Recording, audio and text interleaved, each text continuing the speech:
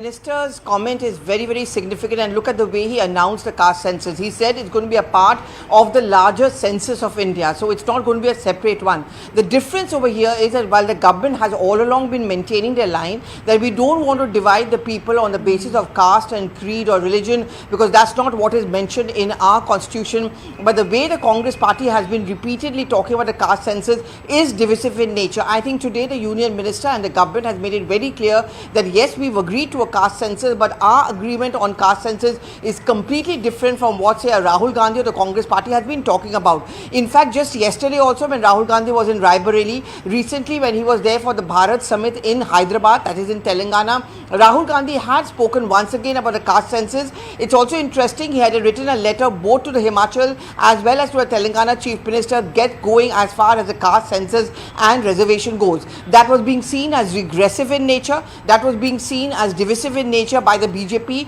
and BJP says Rahul Gandhi is only pushing for the caste census because he has politics on its mind. Today, yes, in Bihar, we know, in UP, Bengal also, I mean many other states, Tamil Nadu, all of them have large elements of caste politics as well. What is it that the government is trying to convey? That it's not just about elections, it's not just about politics, it's about making it inclusive. So while we talk about caste census, it's going to be included into the general census or the population census, which is the domain of the central government, which is the domain of the government of India, and we are not going to be divisive in nature. Inclusivity, sabka saath, sabka vikas, that has been the tagline of this government. To answer your second question very quickly, Bihar, as I said, I mean it's a very deeply caste-ridden political state as well. This is going to have a huge impact. What the RJD plus the Congress's strategy meeting said last week was that we are going to play on this entire caste census not being allowed narrative, that this government was actually threatening the thread of the constitution. They were hoping that it would work like it worked in Lok Sabha. It's a very, very critical Hindi heartland belt for the Congress party and for the RJD. In that sense, this of course delivers a huge blow to the politics of Rahul Gandhi and much of the India bloc constituents. Okay, stay on with us, Pallavi. Payal, you'd already broken down the two important details that came before this big announcement, even before the cabinet briefing began, which is FRP of sugarcane and of course the high-speed corridor in Northeast. But I think nobody saw this coming. Was this on expected lines in the near future though? Did you have an inkling about the government coming out with a big announcement in days ahead? I think I was just speaking to you a couple of hours ago on a live and I told you that, it is impossible to predict what this Narendra Modi government will come up with and what they'll really do. You can't predict the predictable and you can't definitely predict the unpredictable as well. While all of us are thinking that some sort of a sanction will come Pakistan's way, we're not ruling that out. Probably they don't want to give out the details as of now. But this announcement comes in out of nowhere as well. When all of us are thinking something else, bang comes this announcement, and at a very, very crucial juncture. The Prime Minister is expected to go to Bihar later this week also, is what I'm given to understand, and probably it's going to be a big bonus in that aspect because that's been a long-term pending demand from parties like the JDU. The JDU, of course, did a census, did a survey report in the state along with the permission of the BJP, along with in tandem with the BJP. But this comes in as a big, support in that respect, and comes in as a big blow to the opposition, especially the Congress party, who tried to play politics on the entire matter. Okay, stay on with us, Payal. We need to take in a word from BJP's Guru Prakash Paswan. Guru Prakash, would you want to send out a message to your political adversaries, a message to Congress perhaps, because they've been waiting for this announcement from the BJP for the longest time now, but this time around it's come with a big twist? No, you have to understand that this is not a message to the Congress party. Congress party is not even a relevant stakeholder when it comes to social justice politics. It is the Bharatiya Janata Party that has always ensured that the marginalized section must get a voice, that the marginalized section must get their share. For the first time, we have seen the daughter of a tribal community leading the nation as the President of India, as the three commander of the force. Social justice has been one of the primary commitment of the Bharatiya Janata Party. What we saw today is nothing but a step in that direction. Please don't twist it by saying that it is a response to the Congress party. Congress party, on the contrary, this indeed was the Congress's biggest poll plank or election campaign or anti-BJP campaign against your party. So that's a question that's bound to be thrown up at you. Yeah. No, I'm sure you can ask that question, but let me show you the real face of the Congress party. The Congress party has been in power in this country for decades. The caste census for the first time was discontinued under the Congress party rule, under the Congress party leadership. Congress party remains one of the most feudal and the casteist organization They only took the issue of caste justice for the caste census for the purpose of politics, for the purpose of political gains. They absolutely had no faith in the idea of social justice. They absolutely had no faith in the idea of real caste census. For them, it was a matter of politics. For us, it is a matter of commitment. We have to understand this. Mr. Paswan, so the big takeaway, of course, is that caste is going to be part of the national census, that the central government has sent out the message very clearly that state surveys so far haven't been conducted in a transparent manner. Is that the bottom line here? Is that what we're to take away from this decision that's now been taken by the central government? You see, the central government has made things very easy. Honorable Minister has stated that caste as a column would be enumerated in the next census project. So instead of complicating it, we must understand that the demand of caste census emerged from the society, and the central government, appreciating the concerns of the marginalized section, has included caste as one of the enumeration categories. The other thing, and I don't want to jump the gun, but as on expected lines, it's going to be linked to Bihar elections, that this is yet another poll gimmick of the Bharatiya Janata Party. See, every time we have election, Honorable Prime Minister has been batting for one nation, one election. If we start linking any action, if there is an Indus water treaty abeyance, we have linked it to Bihar election. If there is a caste census, we link it to Bihar election. I think that is a very politically novice thing to do. Prime Minister has been arguing for one nation, one election for years now. And I think linking every policy decision to any upcoming election, I think that's not politically appropriate. Okay, all right. This also comes after the important meetings that took place at the Prime Minister's residence earlier today, Mr. Paswan. In that sense, the opposition is also going to ask, what about matters concerning national security? Fine, you don't want to break down details of what decisions have been taken, but what about assurances to the countrymen?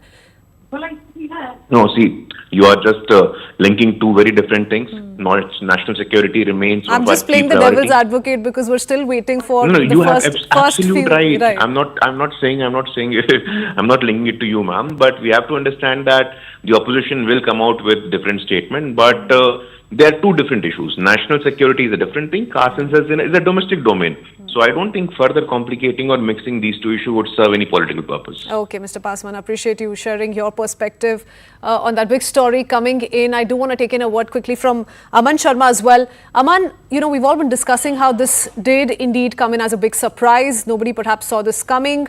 Not at a day that we've seen such crucial meetings take place right after the Pahalgam attack. What's been your sense of how the government has gone about this in terms of meetings in the last few months, even before Pahalgam happened? See, I think, yes, Kritswin, it's a surprise decision. Nobody has seen this coming, but I think there's a history to this. You look, as I was explaining to you earlier, like almost for 2 years now, Rahul Gandhi has been harping on this. He has been saying that we need a caste census, that the BJP is against a caste census. The BJP so far had been countering Rahul Gandhi to say that even Indira Gandhi and Rajiv Gandhi never advocated a caste census. In fact, since Jawaharlal Nehru days, everybody in the Congress party was against a caste census. Rahul Gandhi has suddenly, become an advocate for the caste census, while his party for only 50 years were against a caste census. That was BJP's argument till then. But I think something changed last year, especially last September, at the Palakkad meeting of the RSS, where the RSS for the first time, softened its stand on the caste census. It said, yes, caste data can be collected if it is for the welfare of society, if it is not for electoral gains. Don't use the caste census data for electoral gains, as Rahul Gandhi is advocating that jitni abadi utna haq, let's go past the 50% reservation mark and give a majority of the quota to the reserved class. RSS had been advocating that use it for welfare of society, use it for better penetration of government schemes, don't use it for politics. So I think the BJP's decision today also has to be understood in that context.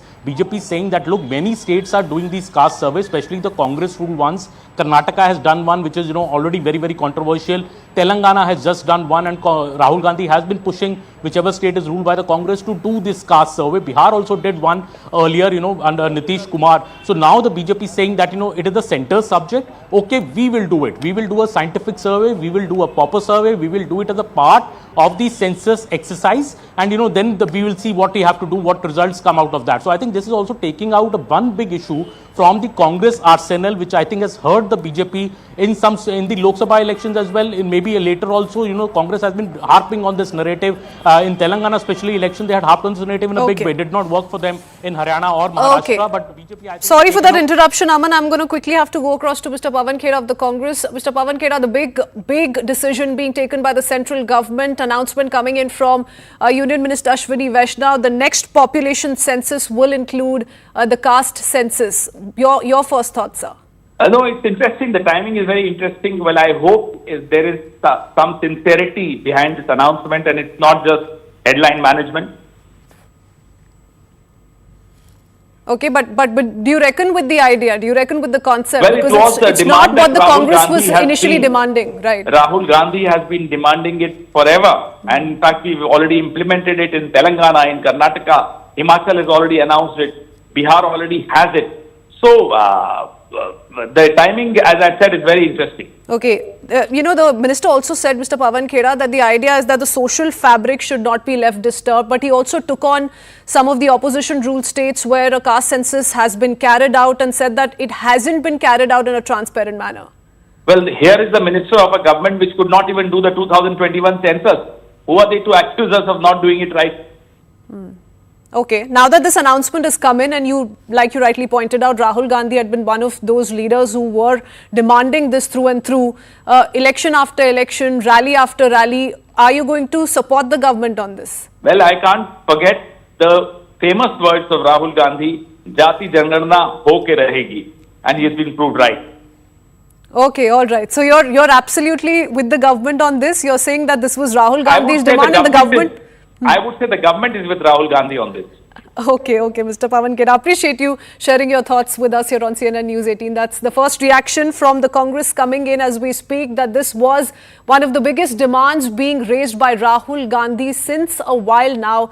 And it is the government that's decided to support Rahul Gandhi as far as this demand is concerned. Though do remember, this comes with a clause the government has now said, and this is not exactly what was being demanded by the opposition. The government says the next population census will include the caste survey or the census as well. Going across to Pallavi. Pallavi, we just took that reaction from Mr. Pawan Khera.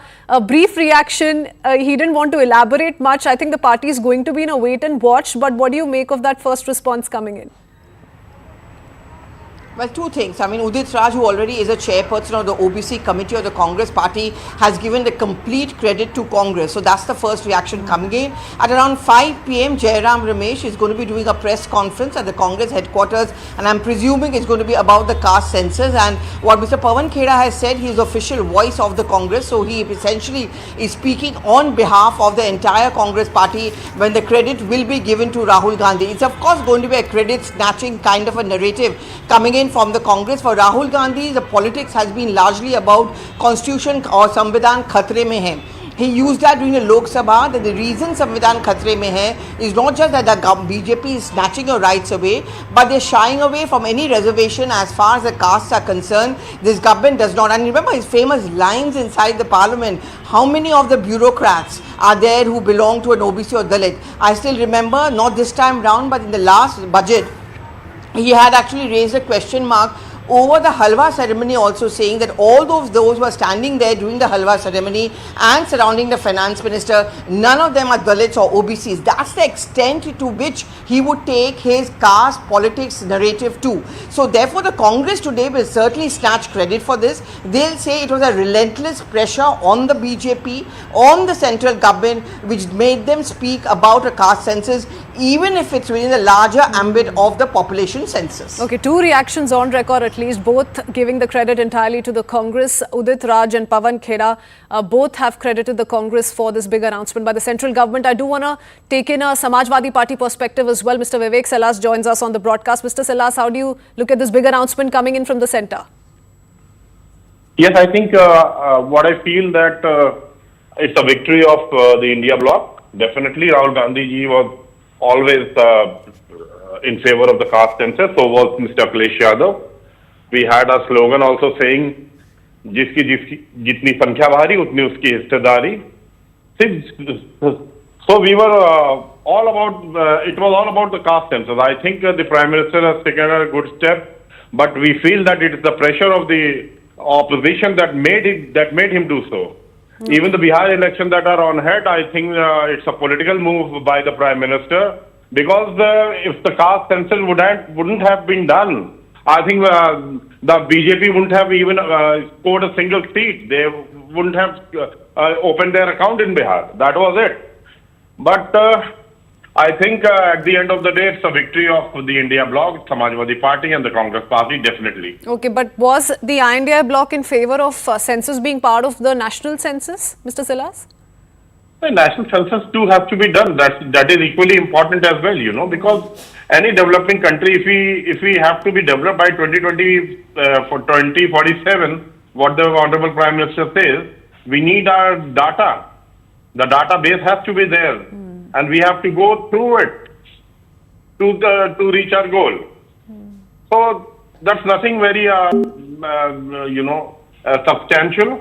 I think the caste census was always more important to give reservations to the people, to give their rights constitutionally. I think the victory of the India bloc has made it come true. And I did hear you talk about how this is all linked to Bihar elections. Would you want to elaborate on that, Mr. Silas? You know, elections in Bihar are on head. First of all, the Bharatiya Janata Party has to decide who is going to be their chief minister. There is a lot of confusion there. So let's see what happens. Ultimately, Samajwadi Party is not participating in Bihar, so I cannot comment more on that. But still, we feel that the India bloc is going to do exceptionally well, and they are going to form the government in Bihar. Okay, Mr. Vivek Silas, appreciate you sharing your thoughts with us here on CNN News 18. Going across to Pallavi once again. Yes, Pallavi, you were saying, we were talking about Congress reactions, Samajwadi Party comment that's come in as well. India bloc overall appears is, taking credit for this, given that Rahul Gandhi had made this one of the biggest muddas in elections when he would speak against the Bharatiya Janata Party at public campaigns. But do you think they're in that position today to take full credit for this? I think the Congress is already going to take and begun to take credit. I mean, you spoke to Mr. Pawan Khera a short while back, and he really is that big official voice coming in from the Congress party. After all, he heads the media department of the party. So whatever he's saying is the first response and the biggest one of them all coming in from the Congress. At 5 p.m, Jairam Ramesh is going to do a press conference, and I'm presuming that it's going to be about the caste census issue, which has just been announced. See, there are two ways which are being looked at it from the BJP's point of view. This announcement of caste census is inclusive in nature because it's going to be a part of the larger population census. As far as the Congress party goes, they are going to say, and they already are saying so, that this is exactly what Rahul Gandhi was talking about. He was always consistently speaking up for the downtrodden, for the backwards, and whatever Rahul Gandhi says, the government eventually listens. This is going to be the kind of narrative building. In fact, Rahul Gandhi is in Kanpur anytime now, so let's see if he responds to it. Okay, we're going to hear officially from the Congress later this evening. We're also being joined by Sena UBT's Arvind Sawant on the broadcast. Mr. Sawant, your first thoughts. Big decision by the central government, something that the INDI bloc leaders had been waiting for a while now. Fact is that, this was the demand of the opposition for a long time. You have seen it in the parliament. They were saying, Rahul Gandhi was saying, we were saying that it should be done. In fact, we don't believe in caste, but the fact is that the downtrodden is deprived of the legitimate rights. Now they are accepting it. The habit of the BJP is what, even if the nose is cut, they'll show our nose is up. Okay, so this had been a demand for a while, but why do you think that the government is quote unquote given in now? Bihar election is there. The other day also, the Honorable Prime Minister came from the Arabian countries, Gulf countries, and went to Bihar, not to Delhi, Pahalgam. Don't forget that he did not go to Pahalgam; he go to the Bihar. Okay, Mr. Sawant, are you by any means surprised at this decision? Because me and my colleagues, we've been discussing how the RSS had also had been softening its stance on the caste census. BJP never takes any decision political. Every decision of the BJP is a political decision. Okay, and the political mileage, nothing else. Okay. So all political thought has gone into this is what you're suggesting, Mr. Sawant. And any chatter that you've already had with your political friends, what are we hearing overall from UBT Sena, Mr. Sawant?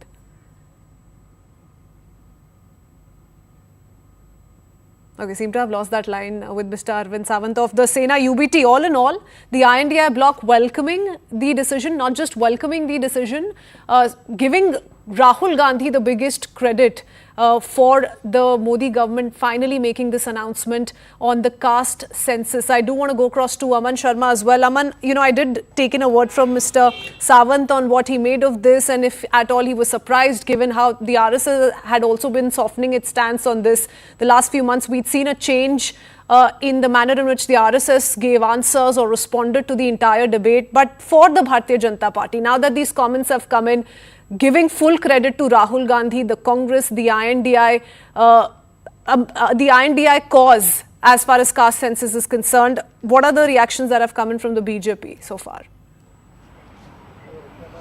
See, Kritzwin, obviously the Congress will take credit for this. Congress will say that because Rahul Gandhi has been raising this so strongly, because this has affected the BJP so much, the BJP has been forced to do it. Obviously, that will be the Congress stand. Rahul Gandhi will yet again say that, you know, whatever I say comes true after some time and BJP accedes to my request, and this is another one. Rahul Gandhi will say it's his big victory. But what the BJP is saying, the pointers that the BJP sources are very clearly giving us is that, you know, look, the Congress government since independence never did the caste census. From Jawaharlal Nehru to Indira Gandhi to Rajiv Gandhi, everyone was against a caste census. In fact, Rajiv Gandhi was dead against against the Mandal Commission at that point of time. So the BJP says that the Congress never did it. In 2010, when Manmohan Singh was the Prime Minister, because of pressure from his allies, like the Samajwadi Party, like the RJD, he agreed to do a caste census, but ultimately it was only a caste survey which was done in 2011, not a full-scale caste census. It is only that the BJP now has decided that because caste enumeration comes in the union list, it's a center subject.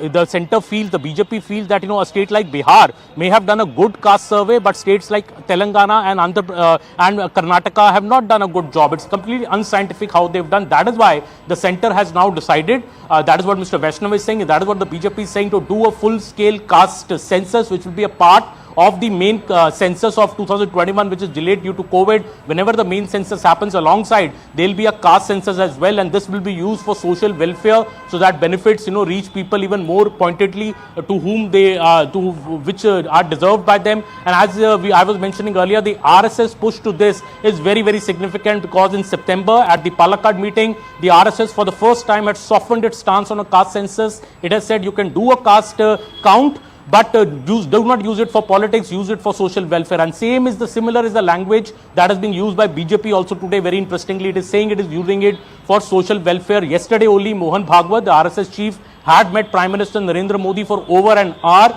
at his residence, and today we have this big decision coming from the government. So everybody might as well join the dots and see what is the BJP's thinking behind it. Takes out a major, as I was mentioning earlier, takes out a major weapon out of Rahul Gandhi's arsenal. A major issue of Congress is now gone, that the BJP has agreed to do a caste census. Okay, so the BJP continues to call it a decision that is for the people, favors the people of the country. The Congress stealing the credit as we speak, but we're going to keep tracking all those reactions. Pallavi, what I do want to understand from you is, if the Congress today comes out to say that the reason why the Bharatiya Janata Party has taken this decision today is completely political, it's linked to Bihar elections that are to come in the next few months and years, then the Congress also to a large extent raked the caste census issue for political gains, isn't it? And that's what the Union Minister began by saying, that historically caste wasn't included in census operation and none of the UPA leaders batted for it.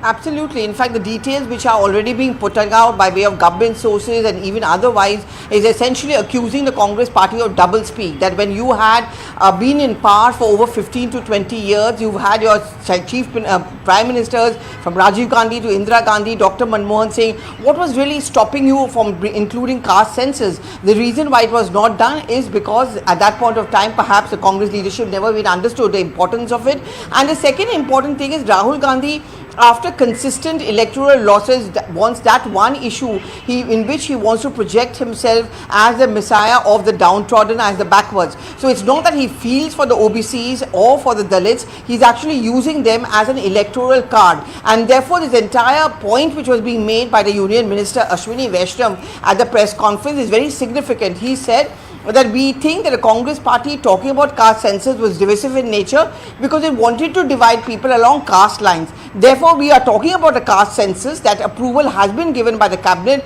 but it's going to be a part of the larger population census. Of course, the Congress party will take credit. They already have begun to take credit.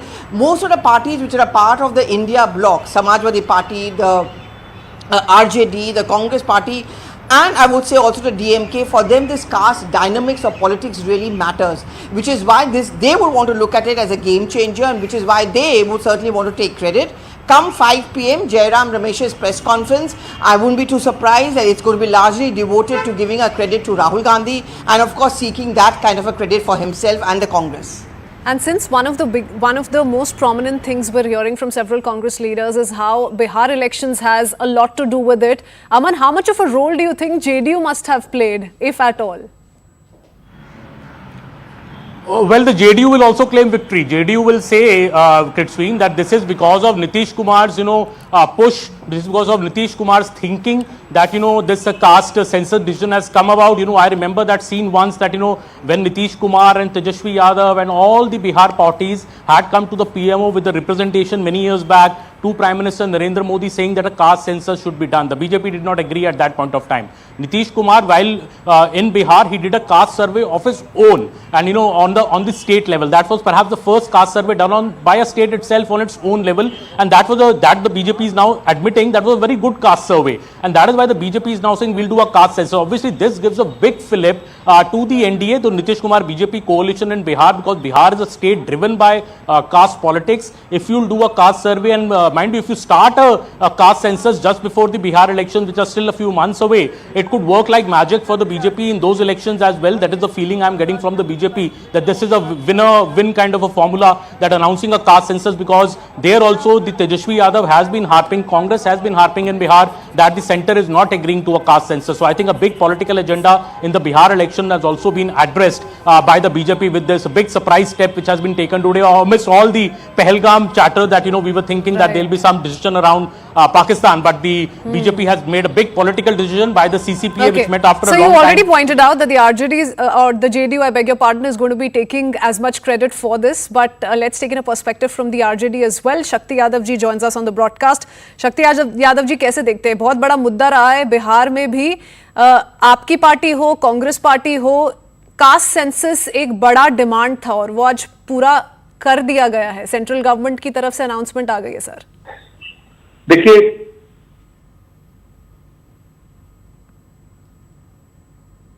शक्ति यादव जी सुन सकते हैं मुझे? Okay, seem to have lost that line. We'll reconnect with the RJD leader in just a bit. Going across to Pallavi for a quick comment. Pallavi, we're learning that Rahul Gandhi is also going to be addressing a press conference at 7 p.m. At this point of time in Uttar Pradesh, he was in Kanpur, Raebareli since yesterday. So the word which has now come in from the Congress is that Rahul Gandhi's press conference will be at 7 p.m. today at the AICC headquarters. Obviously, he's going to be focusing most likely on the caste census issue. Obviously, the credit will be taken by the Congress and by Rahul Gandhi. There was supposed to be a press conference at 5 p.m. by Jairam Ramesh, but now we have been told that at 7 p.m. Rahul Gandhi himself will do the press conference. This is now going to be a game of taking credit. It is now going to be the Congress party's Rahul Gandhi very categorically making the point that I wanted the caste census and the government ultimately had to bend to a demand. And so let's see what he has to say. But Okay. Pallavi, we'll come back to you in just a bit. Shakti Yadav ji is back with us on the phone line. Shakti Yadav ji, अगर आपने मेरा सवाल सुना, क्या कहेंगे? नहीं, हमने कहा कि ये हम जीत है तेजस्वी यादव जी के संघर्षों का जो बिहार में जाति आधारित सर्वे कराया. भारत की सरकार भारतीय जनता पार्टी ने इस सर्वे को नकारा, लेकिन बावजूद भी हम लोगों ने इन बातों पर अडिग होकर करके इसको पूरे तौर पर लागू कर दिया और आरक्षण की सीमा भी बढ़ाई. भारत की सरकार ने इसको मना किया, नौवीं अनुसूची में नहीं डाली, क्योंकि देश के, आपको याद होगा कि 2011 में आदरणीय लालू प्रसाद जी, मुलायम सिंह जी, सरज कांग्रेस की हुकूमत थी. उस समय सब लोग कांग्रेस की हुकूमत से मानी इन बातों को. इसके लिए 5,000 करोड़ का बजट का एक लोकेशन भी हुआ. सर्वे लगातार चालू रहा, सरकारें चल गई. मरहूम जेटली साहब जी ने जिन हालातों को देश के सामने रखा, कितने दिहाड़ी मजदूर हैं, कौन लोग हैं जो एक कमरे में रहने पर मजबूर हैं, कौन सीवर साफ करते हैं, कौन भीख मांग के खाते हैं, कौन लोग हैं जो एजुकेशन प्राप्त नहीं कर लेते हैं, तो सारे आंकड़े जब सामने आए कि उस पर आधारित लोग, सारे आंकड़े आए, लेकिन जाति नहीं आए। जब तक जाति का नाम नहीं आएगा कि किन जातियों में कितनी हालत खराब है, तो इसको लेकर के हमारा संघर्ष जारी रहा और उसी का प्रतिफल है कि बिहार में लागू किया। भारतीय जनता पार्टी को इन प्रकार अगर हम इतिहास की बात करें तो भी जाति का नाम कभी नहीं आया था, सालों साल नहीं आया। मनमोहन सिंह ने फाइनली जाके बोला कि हाँ ऐसा होना चाहिए, पर कांग्रेस आपके साथी हैं अभी बिहार में, आपने उनसे कभी ये सवाल किया सर? नहीं, शायद आप कदाचित आपको स्मरण करा दूं, विस्मरित अगर है तो, जाति आधारित गणना उस समय चालू हो गया, तो process is already that time on going. But जब सरकार चल जाने के बाद में मरहूम जेटली साहब ने जाति को छिपाया, बाकी चीजों को पीपुल डोमेन में डाला। जो बदसूरत हाल देश के सामने आया उस पर हमारी पार्टी खड़े होकर करके लगातार आंदोलन करती रही, सड़क से लेकर के सदन तक। और आज अगर कैबिनेट से हुआ है, भारत की सरकार ने निर्णय लिया है, तो निर्णय मात्र से नहीं, जब तक चीजें लागू नहीं होता है तब तक मेरा संघर्ष जारी रहेगा। और ये जीत राष्ट्रीय जनता दल उन तमाम सहयोगी दलों का है जिन लोगों ने जाति आधारित गणना के मुहिम में अपना योगदान दिया। जी, जब तक लागू नहीं होगा तब तक आप ये आवाज उठाते रहेंगे। अभी के लिए आप ये जो निर्णय लिया गया है उसको स्वागत करते हैं। शक्ति यादव जी, धन्यवाद जुड़ने के लिए। Thank you for speaking to us here on CNN News 18. We'll keep taking more political voices. It's a big word decision that's been taken by the central government. The next national census will also include a caste survey. We will keep breaking down details and more political reactions coming in. Heading into a short break, we'll be right back. Stay tuned.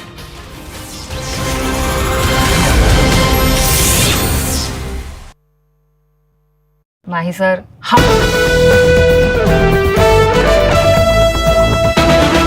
focus has been on the key meetings that have been ongoing. It all began close to 11 a.m. with Prime Minister Narendra Modi chairing a series of cabinet meetings at his official residence, which is 7 Lok Kalyan Marg. Crucial meetings like the Cabinet Committee on Security, the Cabinet Committee on Political Affairs and Cabinet Committee on Economic Affairs was held. It was all chaired by the Prime Minister. Separate meeting then took place with some of the NDA ministers, including Rajnath Singh, the Raksha Mantri, Home Minister Amit Shah, External Affairs Minister S. Jaishankar, Ashwini Vaishnav. The INB Minister was also present in that meeting, apart from BJP Chief JP Nadda. And remember, now we're counting down to the press conference on all that transpired in the cabinet. So we're to hear from the government officially on some of the announcements. All of that is being speculated, still going across to Payal Mehta and Aman Sharma, who join us with more details. Payal and Aman, we have been really waiting for this moment to understand what's the way forward, whether or not we're to expect any other key announcements on part of the government. Payal, to you first, what more do we know about this press conference? We're being told at least 2 union ministers are going to be addressing the media. We still have to wait and see who else joins Ashwini Vaishnav. That is actually going to give you a message as to what the message the government of India is trying to convey. So that's one important thing to watch out for. What we do know from our sources, Crispin, is that, in the cabinet meeting, obviously the cabinet paid homage to all those people who had lost their lives in the dastardly attack in Pahalgam, and therefore a 2-minute silence was really observed. As far as the cabinet decisions are concerned, of course, there has been a fair price race. As far as the price of sugarcane is concerned, that's one of the decisions. And a big project, concerning the Northeast, of course, a road and transport project of 22,000 crores, that's got an approval from the cabinet. At least that's what we know as the cabinet decision is really concerned. We've already heard from government sources on what they wanted to tell us about what happened in the CCS. A detailed review was undertaken, but like you said, it'll be important to see if we can read in between the lines, and if Mr. Ashwini Vaishnav, the INB minister, who was also part of the extended meeting that Prime Minister Narendra Modi had with Rajnath Singh, Amit Shah, JP Nadda, Jaishankar, that if he has anything to give out from that as well, it's going to be very important to see, because so far all the ministers, whether they're in the government or through the BJP or whether they're NDA allies, they've all been keeping extremely tight-lipped on the entire matter. This is a very sensitive issue. It concerns the safety, security of Indians, and of course talks about the integrity and the sovereignty of India as a nation as well. So obviously nobody's giving out anything. But let's wait and see if Mr. Ashwini Vaishnav, on behalf of the government of India, on behalf of the Prime Minister, decides to give out anything whatsoever. Although the Prime Minister's message yesterday in the meeting with the service chiefs was very clear that we will give Pakistan a reply and respond as per our time, as per our convenience, and on the place and the timing of our choosing.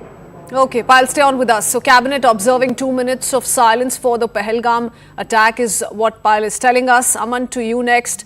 We do know about Union Minister Ashwini Vaishnaw, MOSI and B.L. Murugan. They're going to definitely be a part of this presser, an all-important presser. But does that also give us a hint of perhaps some sort of announcements that could be seen as far as the information domain is concerned, given the information war we've seen play out on social media especially? Well, Kidswin, one thing is very sure that no operational detail is going to be shared. You know, whatever happened at the Cabinet Committee on Security meeting, obviously that is not going to be shared. There were other meetings also, the Cabinet Committee on Political Affairs and the CCEA on Economic Affairs. Good evening. Thank you for staying with us. You're watching Nation at 5 with me, Poonam Burde. The story we're tracking at this hour comes from Pakistan, and the tremors and the speculation of India's strike against Pakistan in the aftermath of the Pahalgam attack has now had an impact on Pakistan's stock market as well. Pakistan's stock market has slumped over 3,500 points. Pakistan is expecting Indian action. Experts in facts are saying that investors are worried about potential Indian military action against Pakistan, and that concerns have intensified following the information minister's late-night press briefing. That has clearly triggered this meltdown in the Pakistani stock market as well. It has dipped sharply amid escalating tensions with India, and the claim that the Pakistan's minister yesterday had made in a late-night press conference that they have credible intelligence inputs that in the next 24 to 36 hours there is going to be a strike from India. Siddhant now joining us, getting us more details. Siddhant, we'd already seen how jittery and rattled the Pakistani establishment was. Clearly that has an impact on the markets there as well. Well, absolutely. In fact, the economy was any which ways in doldrums. They were running on IMF money given to them by China, Saudi Arabia. And in fact, now we're getting to know that the stock market has taken a serious hit. And the stock market is 3,000 points down. And in fact, with each passing day, with the tension escalating with India, it has a direct impact on Pakistan's economy and in fact the stock market. And in fact, on social media also, we are hearing the interviews of many retired army generals, politicians, authors, and journalists talking about how there is a problem of ration in Pakistan. They are not getting gas on time for cooking purposes. They are not getting fuel for their cars. So, this was an ongoing crisis in Pakistan. Perhaps with the latest escalation with India and what they have done in Pahalgam, they have dug their own graves. And perhaps the situation in Pakistan is getting worse with each passing day. Right, Siddhant, thank you so much for getting us the latest on that front. It's not just the markets in Pakistan that have been spooked by what awaits them in the aftermath of the Pahalgam attack. India's diplomatic strike has spooked the army and the civilian establishment in Pakistan as well. Pakistani Prime Minister has urged the United Nations chief to counsel India, as per them, to exercise restraint. This comes after Pakistan's Foreign Minister Ishaq Dar admitted that Islamabad lobbied to get the name of terror group TRF removed from the United Nations statement condemning the Pahalgam attack. Another dramatic late-night development that took place was Pakistan's information minister claiming that Islamabad has credible intelligence that India plans to launch military action within the next day or two. In fact, the minister went on to warn of catastrophic consequences for the region as well. Provocations continued from the Pakistani side. A PPP senator too came out on the floor of the assembly there and said that the day is not far when the Pakistani army chief will lay the foundation of the Babri Masjid in India. All of this is happening at a time when India is mulling its response against Pakistan to punish the perpetrators of the Pahalgam attack that claimed the lives of 26 civilians. Reports are also suggesting that Pakistan has made some moves militarily. They've swung into panic mode. They've moved its artillery regiments from Sialkot to Shakargarh. There are F-16s that are guarding Rawalpindi as well. एक press release इसी system के तहत दी, मुझे copy मिल गई। उसमें पाकिस्तान के behalf पे मेरे दो इतराज़ात थे। एक उसमें पहलगाम लिखा हुआ था सिर्फ, और दूसरा उसमें ब्लेम डाला गया था द रेजिस्टेंस फोरम। पहलगाम के साथ आपको लिखना पड़ेगा जम्मू एंड कश्मीर। वो कहते हैं आप पे ब्लेम आएगा, प्रेस रिलीज नहीं हुई, इतना बड़ा वाकया हुआ। आपके जावर एक्सप्रेस भी ये आई थी, कंडेमनेशन की, टेररिस्ट एक्टिविटी को कंडेम किया गया था। मैंने कहा we are ready, but please you have to put in Jammu and Kashmir. Well, viewers, let me just quickly go across to Lieutenant General D.S. Hooda, who was the former Northern Army commander in 2017 when India carried out the post-Uri surgical strikes. Thank you, General Saab, for joining us at this very critical time when India is trying to plan some sort of a riposte to Pak-backed terror. Now, I want to begin first by asking you, given your experience in the Northern Command, how do you assess the current threat along the LOC and IB? Are we in a state of escalation already? There has been, as you know, exchange of fire now at many points. So Rahul, thank you for inviting me to your program. So let me say, I wouldn't classify it as a state of escalation, but definitely there are heightened tensions along the international border and line of control. As you are aware, since 2021, we've had ceasefire understanding, and so firing had completely sort of stopped there. But obviously, we cannot insulate the state of the line of control and the ceasefire from what we are seeing is the state of bilateral relations. And so you're already seeing firing that is broken out along the line of control. It would be obvious that both sides have ramped up their defensive deployment, moved in additional equipment. We're already seeing that from some images on the Pakistani side moving in artillery, etc. So you are going to see a period of heightened tensions on the border with Pakistan. Now, General Saab, you were of course the orchestrator of the surgical strikes right after Uri. Now, is the NDA going to still borrow from that doctrine, or have those options run their course now in deterrence terms? So Rahul, I would say, the doctrine is, and what was adopted was that in case of major terror strikes, we are free to use military force, we are free to use the military option, and that will be applied across the line of control or international border into Pak-occupied Kashmir, or indeed into Pakistan, as we saw during the Balakot strikes. Now, the methods could vary of what we did in the past, so maybe some changes will need to be made in how we do it now. So on that point, the Prime Minister says that, look, I've given a free hand, but he also added a phrase, unimaginable punishment. Now, this suggests that there could be, some sort of ramping up on the escalation ladder. This could be more than just a surgical strike.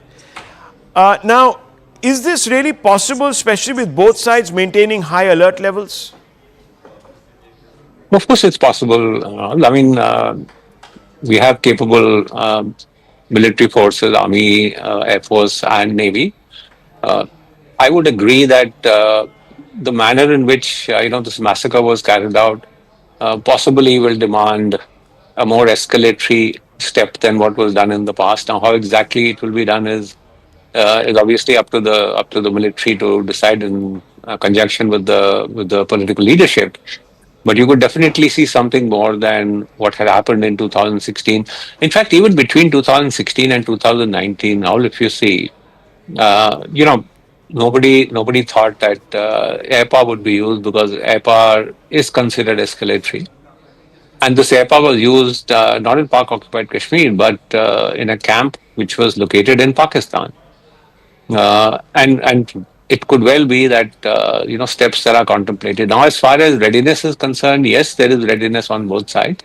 But to say just because there is readiness on both sides and that rules out any military option, I wouldn't go with that. I think there are enough options that can still be exercised. Okay, so before I take this further with you, I just want to ask you to assess really the steps that have been taken right after the Pahalgam attack. And are you surprised that, given the strident language that the Prime Minister used, we already haven't seen some action on the ground in Pakistan? Rahul, I think it's better if you actually look at both the 2016 and 2019 operations carried out. Were one was after 10 days, I think one was after 12 days. So time for planning, preparation. I think this is the time that we need to be a sort of calm.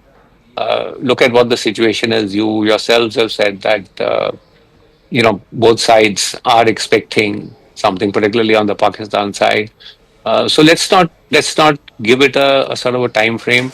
I think the Prime Minister is absolutely right in which he's told the military chiefs that do your planning, look at what time it takes, should be time of your own choosing. Obviously, whatever is planned and contemplated will get his approval in the end.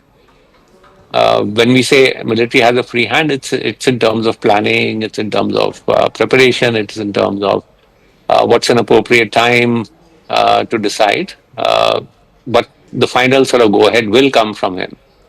So I'm saying this is possibly time not to sort of put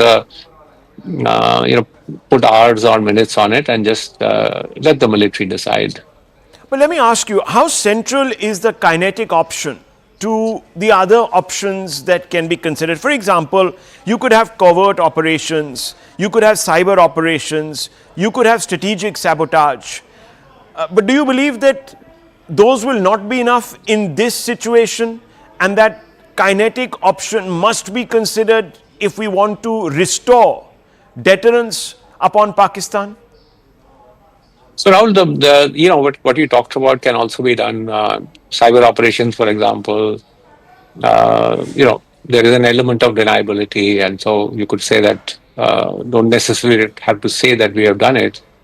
But I think what is needed in this case is some more sort of visible steps. Now, what kind of kinetic action? What kind of visible steps? And this government, under Prime Minister Modi's leadership, has shown that it's not averse to using military force. It's willing to take greater risks on issues of national security than we have seen in the past. There is also, this the public is angry, and so I think that too will demand some visible results. And when we are looking at sort of deterrence and impact on Pakistan, anything which is sort of deniable, Pakistan can say it's not been done by India. So really, to actually deter Pakistan in the short and long term, I think we'll have to take some visible kinetic action. Now, to really look at some of those options and assess the military capacities, India has obviously built up its military capacity since your time. How have we done this? Where does the advantage lie as far as we're concerned? Certainly, in the last 8-9 years, capability and capacities have got built up. I would say particularly in terms of the Air Force. In 2019, when we carried out Balakot site, we didn't have aircraft like the Rafales.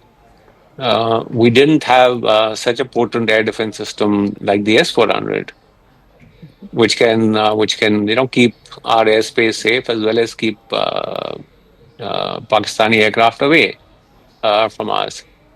We have a navy which is in a very, very dominant position in the Indian Ocean. Now, we don't know exactly how and what will be applied. The defense budget of Pakistan, Rahul, is 10% of India's defense budget. The budget is something like $7-8 billion. So in terms of capability capacity, I have no doubt that enough capability exists in India to be able to plan and execute some operation that they wish to do. Now, Pakistan, of course, has also a potent armory. It's not exactly a ragtag army. So it may not be disciplined, there might be fissures, etc., but you can't discount the weapon systems that it possesses. Does India have the capacity to absorb a reprisal action by Pakistan? Number two, to even perhaps intercept incoming missiles? In other words, do we have an Iron Dome like Israel does? So we don't have an Iron Dome like Israel does, but nor does Pakistan possess such a strong sort of conventional missile capacity. You're right, Rahul. It's never a good idea to discount the adversary, and Pakistan has a fairly capable military. And therefore, when we are planning something, and I'm sure this is what the military chiefs would also be working on, is that there could be, I would say, there would be retaliation from Pakistan. And therefore, we need to be prepared for it. We need to plan for it. We need to be prepared for a certain level of escalation, and then see how we are going to deal with those escalatory steps. How do we come out on top at each level of escalation? These are matters that the service chiefs would be discussing and debating. In your assessment, do you think Pakistan will go toe to toe up the escalation ladder, or do you see it jumping a few rungs? So I don't think they'll jump a few rungs. They will try and do something equal. They have after 2019 they declared that our strategy is quid pro quo plus, which means we will do almost the same thing that India does, plus a little more. I don't see them jumping up the escalatory ladder, because that really would be fatal, frankly, for them.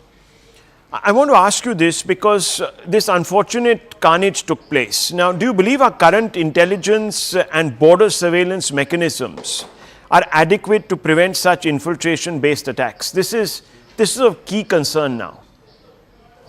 Rahul, this is a key concern. Frankly, the fact that infiltration has occurred in fairly large numbers in the last 1 year. I mean, the Director General Police himself said more than 100 terrorists have infiltrated from the Jammu region and have come inside. As a military officer, let me say that talking about zero infiltration is not really correct. I mean, you can't get infiltration down to zero. But we can certainly have better equipment, a much better fence on the borders. We have been talking about this almost for the last 10 years. We've been hearing smart fence is going to come. The latest I know, and again, it's from media reports, is that we have carried out trials in some areas to have a much smarter fence. This is an urgent need. We need to secure our borders well, and to do that, a technology-enabled fence, border management what system. specific changes, if any, would you recommend in India's counter-terror grid in Jammu and Kashmir following this attack?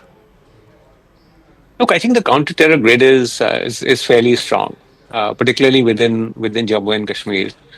There were some shortfalls in the Jammu region, Rahul, after some troops moved out from here and went to eastern Ladakh. But that grid has now been sort of re-established. Additional troops have come into this area. Obviously, you learn lessons from each incident that happened. So right now, the government is, for example, reviewing tourist locations, tourist areas, seeing where we can get better area domination. But I think the fundamentals of our counter-terrorism grid and strategy are right. And I'm saying that because if you look at what's happened in Jammu and Kashmir, yes, we've had this horrific incident, but actually violence levels have been going down, and going down significantly. Let's not fall into this narrative that just because one incident has happened, that normalcy is now completely gone and suddenly, mayhem will break out in Jammu and Kashmir. That's not going to happen. Well, General Saab, always a delight speaking with you. Of course, the days ahead, we will have more opportunities to interact and discuss the situation as it's evolving.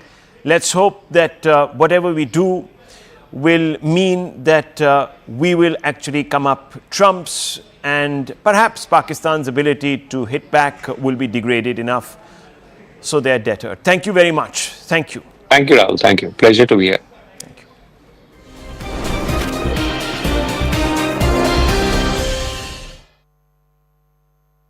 जब जियो home पे data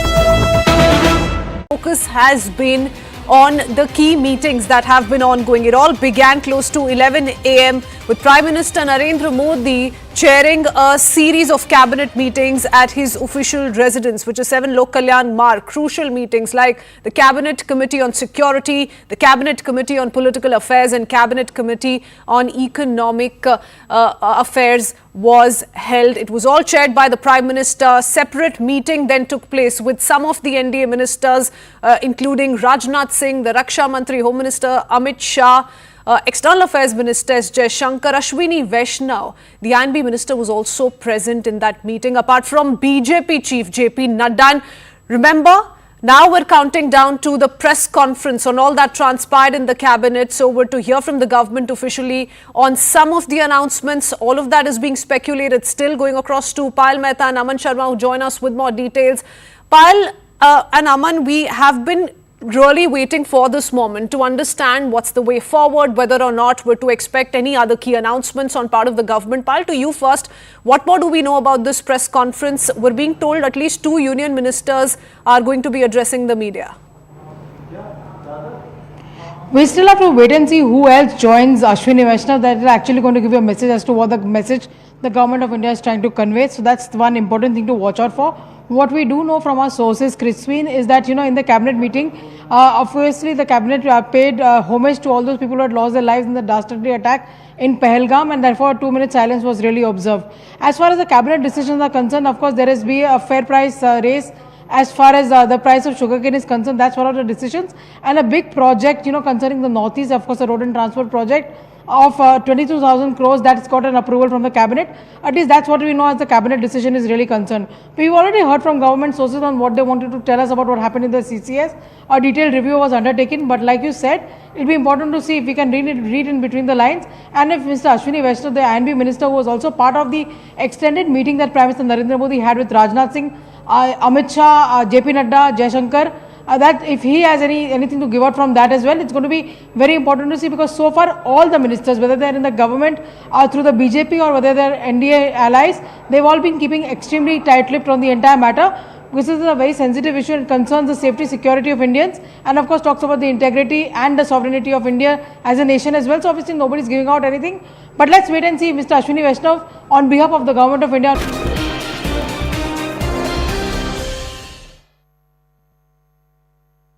Welcome back. You're watching Nation at 5 with me, Poonam Burde. The Union Cabinet has approved caste census in the upcoming population census. It will now be a part of the next national census exercise.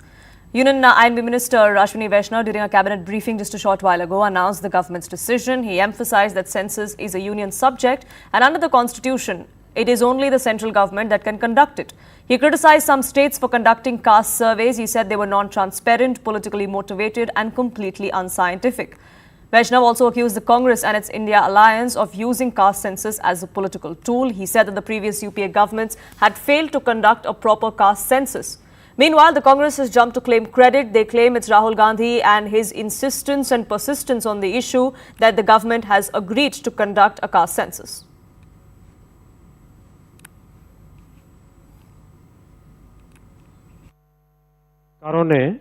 आज तक जाति जनगणना का विरोध किया है। कांग्रेस की सरकार ने जाति जनगणना के बजाय एक सर्वे कराना ही उचित समझा।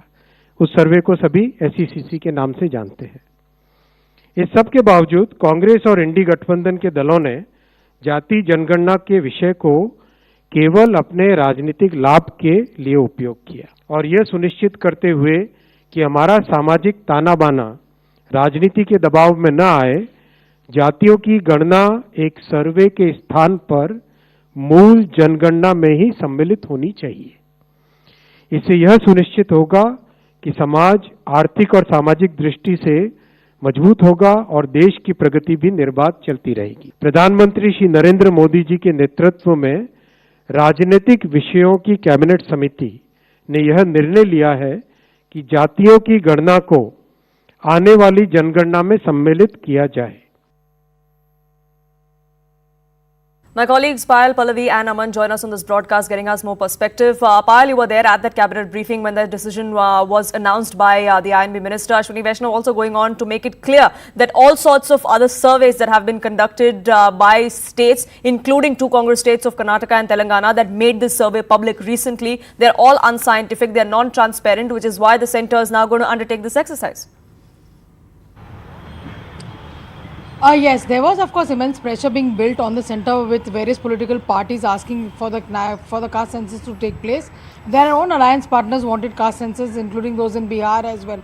But the government over here has come out and said that they do not want to use this for political purposes, and that's the reason there's going to be a scientific way in which this is really going to be conducted.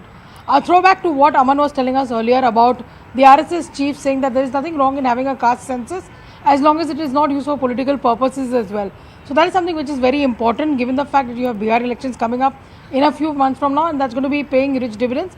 The JDU probably is already celebrating because this has been one of the demands that is very subtly made, and they said that their stand would be the same as the stand of the union government.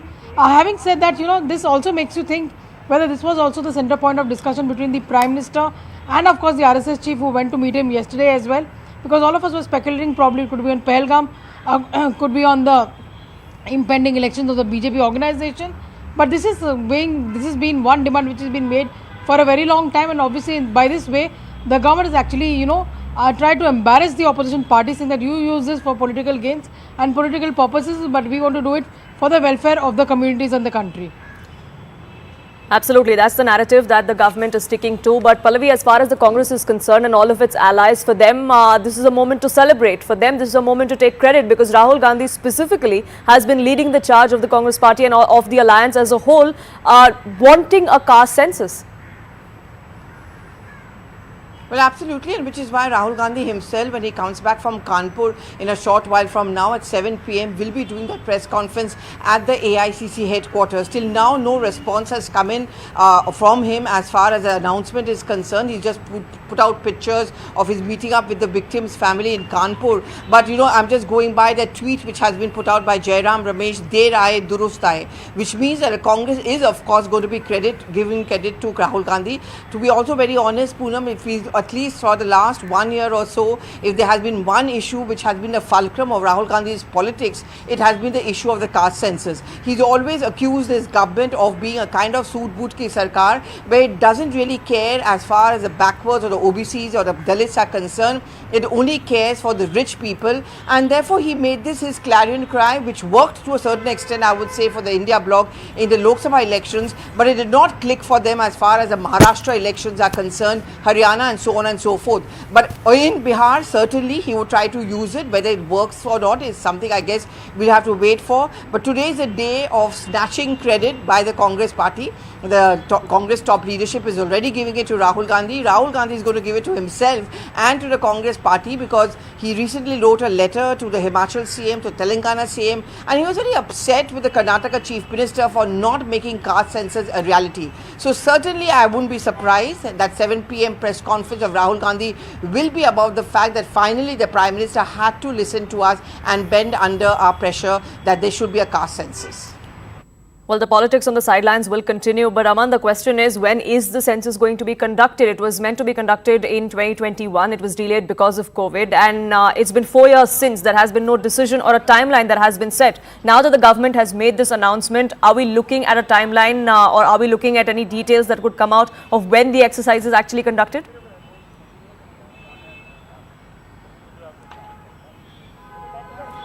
No, Poonam, there is no clarity yet on when the main census is going to happen. Yes, the caste census will happen as a part of the main census, but when the main census, which was to be beginning in 2021, it's been delayed for almost 5 years now due to COVID, and then the government hasn't gone ahead with it. Obviously, they have to do it, because if they want to do delimitation, which has been promised for 2028-29, they have to do the caste census before that. Maybe next year is what we hear from government sources. But one thing I would like to point out here, that the Congress may be taking credit, because Rahul Gandhi has been raising this issue for the last 2 years, but what the BJP is clearly saying, that Rahul Gandhi may have been demanding it, but the entire Congress party, right from Jawaharlal Nehru to Indira Gandhi to Rajiv Gandhi, never agreed to a caste census. In fact, since independence, the caste census could never be done because the Congress was against it. And for the Manmohan Singh government in 2010, which under pressure of its allies like the RJD and the Samajwadi Party agreed to one, but they also only did a caste survey, not a full caste census. So this is the first time that a full-scale caste census will be done in the country, and BJP is saying it will be doing it. Of course, there is an RSS push to it, and the RSS in its Palakkad meeting in last September had said that, had softened its stance, saying that you can do a caste count, but don't use it for political purposes. Use it for the benefit of various sections of society. That is the same line that the BJP is taking today, that we will do a caste census which will be for the benefit of all sections of society. We will not create any conflict unlike what Congress has been trying to pit one caste against the other.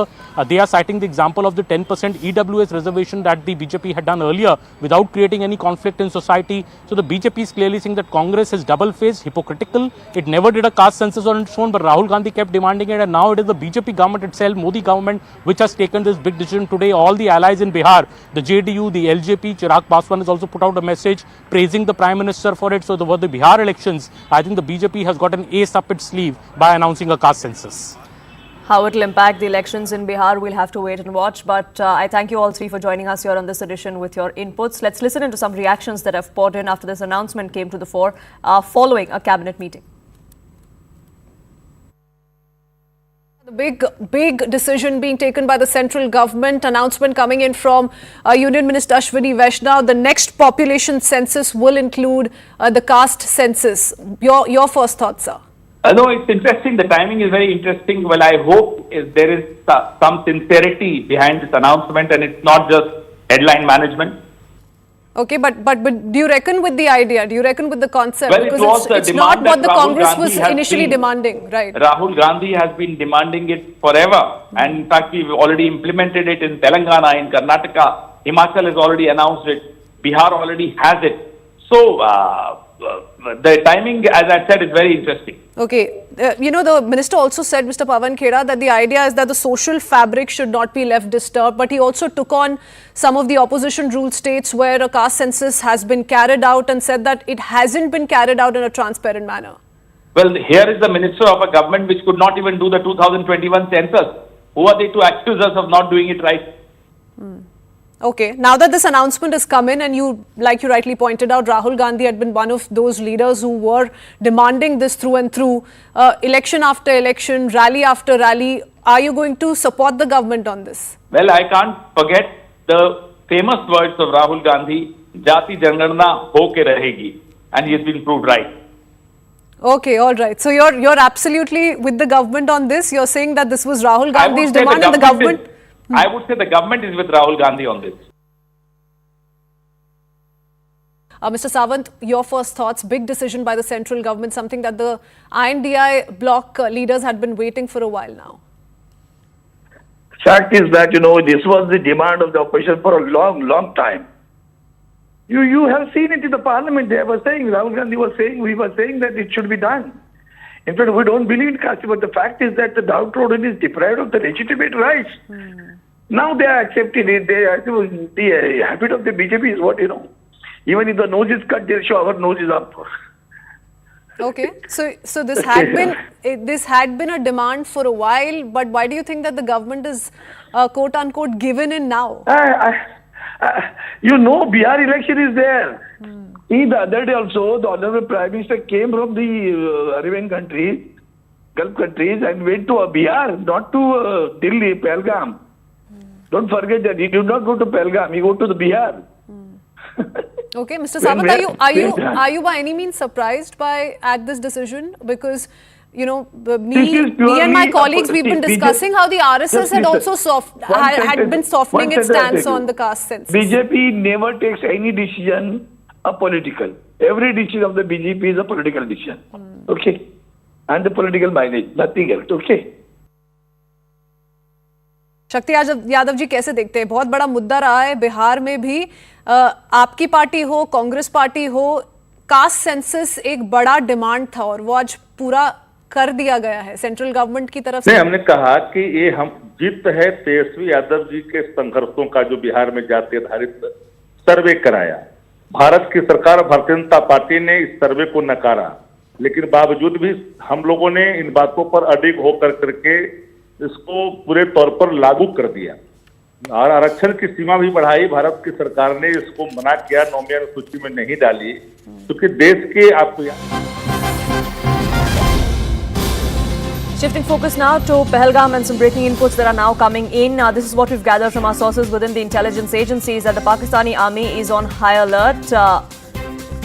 Terror groups are believed to be at work at the line of control as well. The Pakistani army is sensitizing all LOC posts. There's hectic activity that's currently taking place at the line of control on the Pakistani side. All crucial assets have been shifted to undisclosed locations. This is what we've gathered from our intelligence sources. Masood Azhar, Hafiz Saeed have also been shifted to an unknown location, is what agencies here in India believe.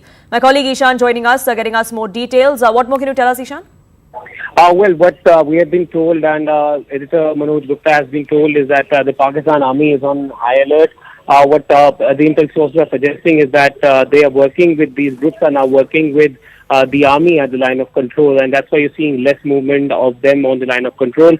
Now, what we were also given to understand is that the Pak army is, trying to sensitize all line of control posts, and all crucial assets have been shifted to some undisclosed locations, and these groups will be handled by 10 Corps Brigade, 10 Corps 19 Brigade, and this has been a shift of fighters from Baloch, and other groups have been attached with the army at the line of control to deal with if there is any kind of eventuality or there is any kind of action by the India that's undertaken. So they will be of crucial help. And also the fact that sources have told Manoj Gupta that there's a possibility of Masood Azhar and Hafiz Saeed being also shifted to the unknown location, and they have been attached with all these groups in the army, and so that from Rajouri and Poonch, if there's a firing that takes place, they will also be helping them. Also, the 10 Corps in Abbottabad is based, and like Usama, they will be all keeping the assets of these groups. And now forces and intelligences are gathering more information about the presence of these groups, about the presence of all of them in line of control in other locations. It hasn't hidden from the these security sources or the forces who are present on the ground, or the intelligences who are trying to gather about their location and numbers, and also the sort of attachments that have been done. Right, Ishan, thank you so much for getting us the latest on that front. India, of course, is on high alert. Diplomatic strikes have been undertaken against Pakistan. Militarily, too, India is preparing after the Prime Minister's orders to the tri-services chiefs yesterday during that crucial meeting. A free hand that was given to India's armed forces to decide the mode, the target and the timing of how they will strike. We'll keep a track of that and much more here on CNN News 18. But for now, it's time for a quick break.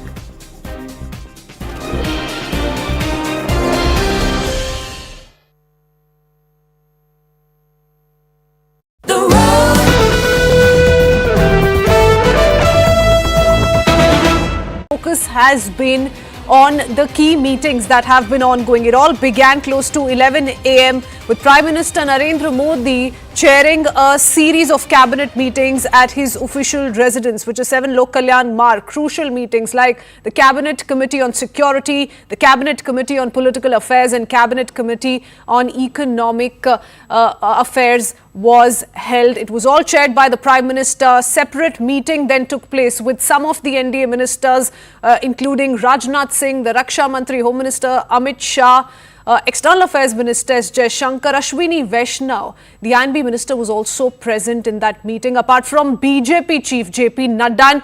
Remember, now we're counting down to the press conference on all that transpired in the cabinet. So we're to hear from the government officially on some of the announcements. All of that is being speculated, still going across to Payal Mehta and Aman Sharma, who join us with more details. Payal and Aman, we have been really waiting for this moment to understand what's the way forward, whether or not we're to expect any other key announcements on part of the government. Payal, to you first, what more do we know about this press conference? We're being told at least 2 union ministers are going to be addressing the media. We still have to wait and see who else joins Ashwini Vaishnav. That is actually going to give you a message as to what the message the government of India is trying to convey. So that's one important thing to watch out for. What we do know from our sources, Crispin, is that, in the cabinet meeting, obviously the cabinet paid homage to all those people who had lost their lives in the dastardly attack in Pahalgam, and therefore a 2-minute silence was really observed. As far as the cabinet decisions are concerned, of course, there has been a fair price race. As far as the price of sugarcane is concerned, that's one of the decisions. And a big project, concerning the Northeast, of course, a road and transport project of 22,000 crores, that's got an approval from the cabinet. At least that's what we know as the cabinet decision is really concerned. We've already heard from government sources on what they wanted to tell us about what happened in the CCS. A detailed review was undertaken, but like you said, it'll be important to see if we can read in between the lines, and if Mr. Ashwini Vaishnav, the INB minister, who was also part of the extended meeting that Prime Minister Narendra Modi had with Rajnath Singh, Amit Shah, JP Nadda, Jaishankar, that if he has anything to give out from that as well, it's going to be very important to see, because so far all the ministers, whether they're in the government or through the BJP or whether they're NDA allies, they've all been keeping extremely tight-lipped on the entire matter. This is a very sensitive issue and concerns the safety, security of Indians, and of course talks about the integrity and the sovereignty of India as a nation as well. So obviously nobody's giving out anything.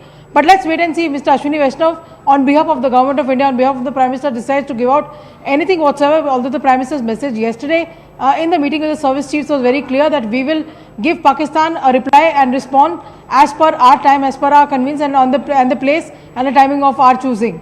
Okay, Payal, stay on with us. So, Cabinet observing 2 minutes of silence for the Pahalgam attack is... Thank you for staying with us. Forces are leaving no stone unturned to nab the dastards of the Pahalgam terror attack. In the latest development, several overground workers that were under the scanner of the NIA investigation have been rounded up. They've been zeroed in on after intensive questioning. One of the terrorists that is under focus, Farooq Ahmed, he's believed to be operating from Pakistan-occupied Kashmir. That's something that agencies are working on. Intelligence input suggests that Farooq had facilitated the entry of Pakistani terrorists and put them in touch with this network of OGWs. It's been over a week now. The manhunt for these 4 terrorists continues. There's a cash reward that has been announced by the agencies as well. Meanwhile, the NIA that is now in charge of the entire investigation has recreated the crime scene. They've checked for material evidence as well. We'll try and get you more details of what exactly is transpiring on ground there. But like I said, it's been over a week since 26 people were killed. Unarmed civilians were killed in cold blood, shot dead in front of their loved ones in Baisaran Valley in Pahalgam. This happened on 22nd of April. The sketches were released first by the agencies of what the terrorists looked like. Pictures then came out. There are several videos that have been doing the rounds as well that give a sense of what the crime scene looked like. All of that is under investigation. There's a zipline operator that is also being questioned by the NIA for over 24 hours now. Arunima now joining us, getting us more details. Arunima, what's the latest on the investigation? See, the NIA is still at Baisaran. They left about at around 11, 12 o'clock in the morning, and they're still there. So almost 4.5, 5 hours, they are continuing to recreate the crime scene with the forensic experts and also matching what the eyewitnesses and survivors and also locals have told them with what they're finding on the ground. As far as where the whereabouts of the terrorists are concerned, there is no fresh lead that we know about. However, the overground network of workers, that is now under intense scrutiny. About 15 of them are under scanner at the moment. There have been some arrests in Bandipora as well. Essentially, these OGWs are being questioned extensively to find out whether they know anything about the terrorists and the escape route that they had taken after the Baisaran murders. Arunima, thank you so much for getting us the latest on that front. In fact, we have some more information that is now trickling in. This is what we're learning from our sources within the Defence Ministry, is that India has now raised the matter of unprovoked ceasefire violations by Pakistan along the line of control. This has happened in the last few days, especially in the last 24 to 48 hours, where we've seen heavy firing that has come into the fore from Pakistani posts. Officers from DGMO office from both sides connected on the hotline yesterday, and India has raised its objections with its Pakistani counterparts. Sources within the Ministry of Defence have now come out and revealed that India has raised this matter. DGMO level talks have taken place between India and Pakistan. There's a hotline between the two countries which was used to relay this information. Remember, there is a ceasefire in place between the two countries since 2021. Despite that, we've seen several of these violations, several occasions where firing has taken place from the Pakistani side. That is something that India has now raised. Akash joining us, getting us more details. Yes, Akash. Tuesday, is the day where generally the DGMO level, officers used to meet in the earlier days. But since there are tensions, and we have been told that from last few weeks, this meeting has not yet happened. But yesterday, the officers connected through hotline, and India raised the issue of unprovoked ceasefire violation, and in fact the firing that is happening from Pakistani side. In fact, today is the 6th day, and from last 6 consecutive nights, we have been seeing that how across the LC in different sectors, Pakistan is involved in this small arm fire. And yesterday it was not just on LC, but was witnessed at international border as well, where Pakistani side started the firing. Indian Army retaliated, and the very issue was raised, with the DGMO office Pakistan yesterday, where both the offices connected through hotline. Remember, this is one, platform. In fact, this is one medium through which both the sides connect on a regular basis to ease down, in fact, the tensions that are there. But since these are not the normal times, so in fact, we have been seeing the tensions between the two countries. That's the reason why this communication, this hotline communication, was very significant, and it happened yesterday, Poonam. Right, Akash, thank you so much for getting us the latest on that front. To keep a track of what India's next strategy and next move is going to be like. It is time for a quick break, though, here on this edition of Nation at 5. It's a quick break. Don't go anywhere.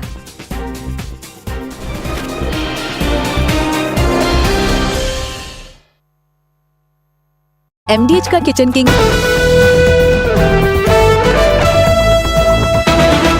focus has been on the key meetings that have been ongoing. It all began close to 11 a.m. with Prime Minister Narendra Modi chairing a series of cabinet meetings at his official residence, which is 7 Lok Kalyan Marg. Crucial meetings like the Cabinet Committee on Security, the Cabinet Committee on Political Affairs and Cabinet Committee on Economic Affairs was held. It was all chaired by the Prime Minister. Separate meeting then took place with some of the NDA ministers, including Rajnath Singh, the Raksha Mantri, Home Minister Amit Shah, External Affairs Minister S. Jaishankar, Ashwini Vaishnav, the INB Minister, was also present in that meeting, apart from BJP Chief JP Nadda. And remember, now we're counting down to the press conference on all that transpired in the cabinet. So we're to hear from the government officially on some of the announcements. All of that is being speculated, still going across to Payal Mehta and Aman Sharma, who join us with more details.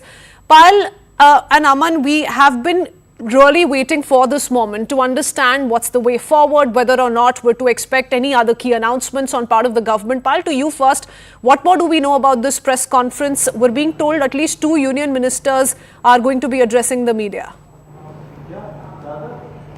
We still have to wait and see who else joins Ashwini Vaishnav. That is actually going to give you a message as to what the message the government of India is trying to convey. So that's one important thing to watch out for. What we do know from our sources, Crispin, is that, in the cabinet meeting, obviously the cabinet paid homage to all those people who had lost their lives in the dastardly attack in Pahalgam, and therefore a 2-minute silence was really observed. As far as the cabinet decisions are concerned, of course, there has been a fair price race. As far as the price of sugarcane is concerned, that's one of the decisions. And a big project, concerning the Northeast, of course, a road and transport project of 22,000 crores, that's got an approval from the cabinet. At least that's what we know as the cabinet decision is really concerned. We've already heard from government sources on what they wanted to tell us about what happened in the CCS. A detailed review was undertaken, but like you said, it'll be important to see if we can read in between the lines, and if Mr. Ashwini Vaishnav, the INB minister, who was also part of the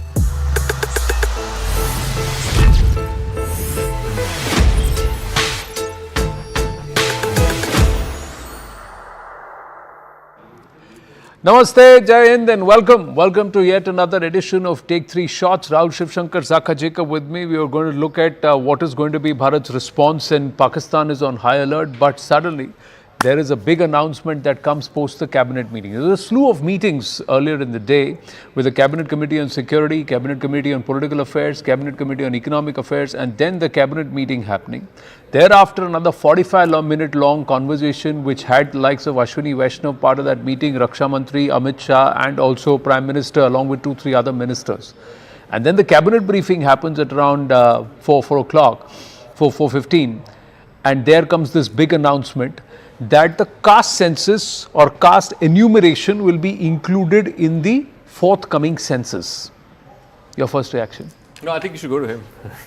Yeah, so look, there are 4 or 5 questions that one needs to ask.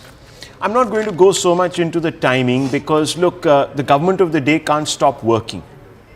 So decisions have to be taken. The opposition has been mounting a massive campaign, expecting a response from the government. The government's given its response. Now you can say, oh, it's a diversionary tactic, as some people are saying on social media, etc., etc. But diversion from what really? The government will be judged, whether it is today or tomorrow, on the nature of the action that it takes across the border, across the LOC, in POK or in Pakistan mainland. So they can't run away from that responsibility of one's having taken a stand to live up to that stand. So, but fundamentally there are some other questions, because the government has not just opposed but also mocked Rahul Gandhi in Parliament.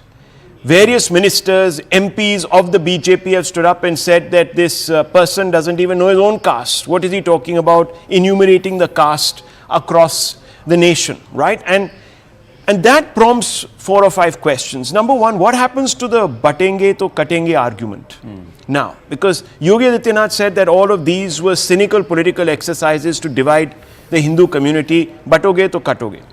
And that paid off dividends politically in 2 state elections. So, has that been now basically thrown out of the window? Will NDA also adopt the Jitni Abadi Utna Hak social justice policy? Because that's what Rahul Gandhi said. We need to do this, in his words, survey. These people are saying it's a census, different than a survey, it's more exacting, this, that, the other. But does that mean now there'll be a recalibration politically? And obviously, the Bihar polls explains at least some of the timing. If you really want to get into the timing argument, it's a completely a political surgical strike on caste-based parties, trying to defang them before an important caste-based election in Bihar. The question now that I want to ask is whether merit still matters. The BJP has always said that it is a pro-merit party. It is opposed caste reservations beyond the 50% cap. In fact, it was the original party that opposed the Mandal Awards, if you remember. And from the optics point of view, who's setting the national agenda? Is the BJP once again reacting to Rahul Gandhi? Is the Prime Minister now reacting to Rahul Gandhi? Remember, this is very reminiscent of what happened with the 3 farm laws about 3 years ago, when the government did a U-turn. Now, for that, they did so because they said, look, we have to sort of, saying sorry to the farmers, this, that, the other, if we didn't listen to you. So, are they now reacting to what was a slogan that was getting a lot of traction on the ground? And if that's the case, then it's the first time really that Rahul Gandhi has scored a massive political victory over the government. There's no other way of looking at this. No, so look, if this move happened in isolation, if this move had nothing to do with timing, if this move had happened, irrespective of what happened in Pahalgam, it's a politically astute move. Nobody has a problem with that. Obviously, I mean, it makes sense. The BJP today is an OBC party. We have a colleague, Nalin, who's written a whole book, a whole thesis on the new BJP, which basically says that it's a backward caste party. So, in isolation, if you look at it, it's a very astute move. But the problem is politics can never be seen in isolation. Politics is all about timing. Balakot was about timing. You responded to Pakistan within 10 or 12 days after Pulwama. If you had waited 3 months and did Balakot after the election, then that election would have, swayed another way. My point is, is there an answer other than, this has been done to divert attention from Pahalgam and India's response to Pahalgam or anticipated response to Pahalgam? Is there an answer to the question, why now? Okay. In my submission, this is 2-3 points which I had. The first thought that came to my mind was, there is an attempt by the government to tell Pakistan, you beware, we are going to act against you, and that operational freedom has been given to the armed forces. The timing, target and mode of operations, last evening, the message was clear from the Prime Minister, you have full freedom, you have complete freedom to plan and execute.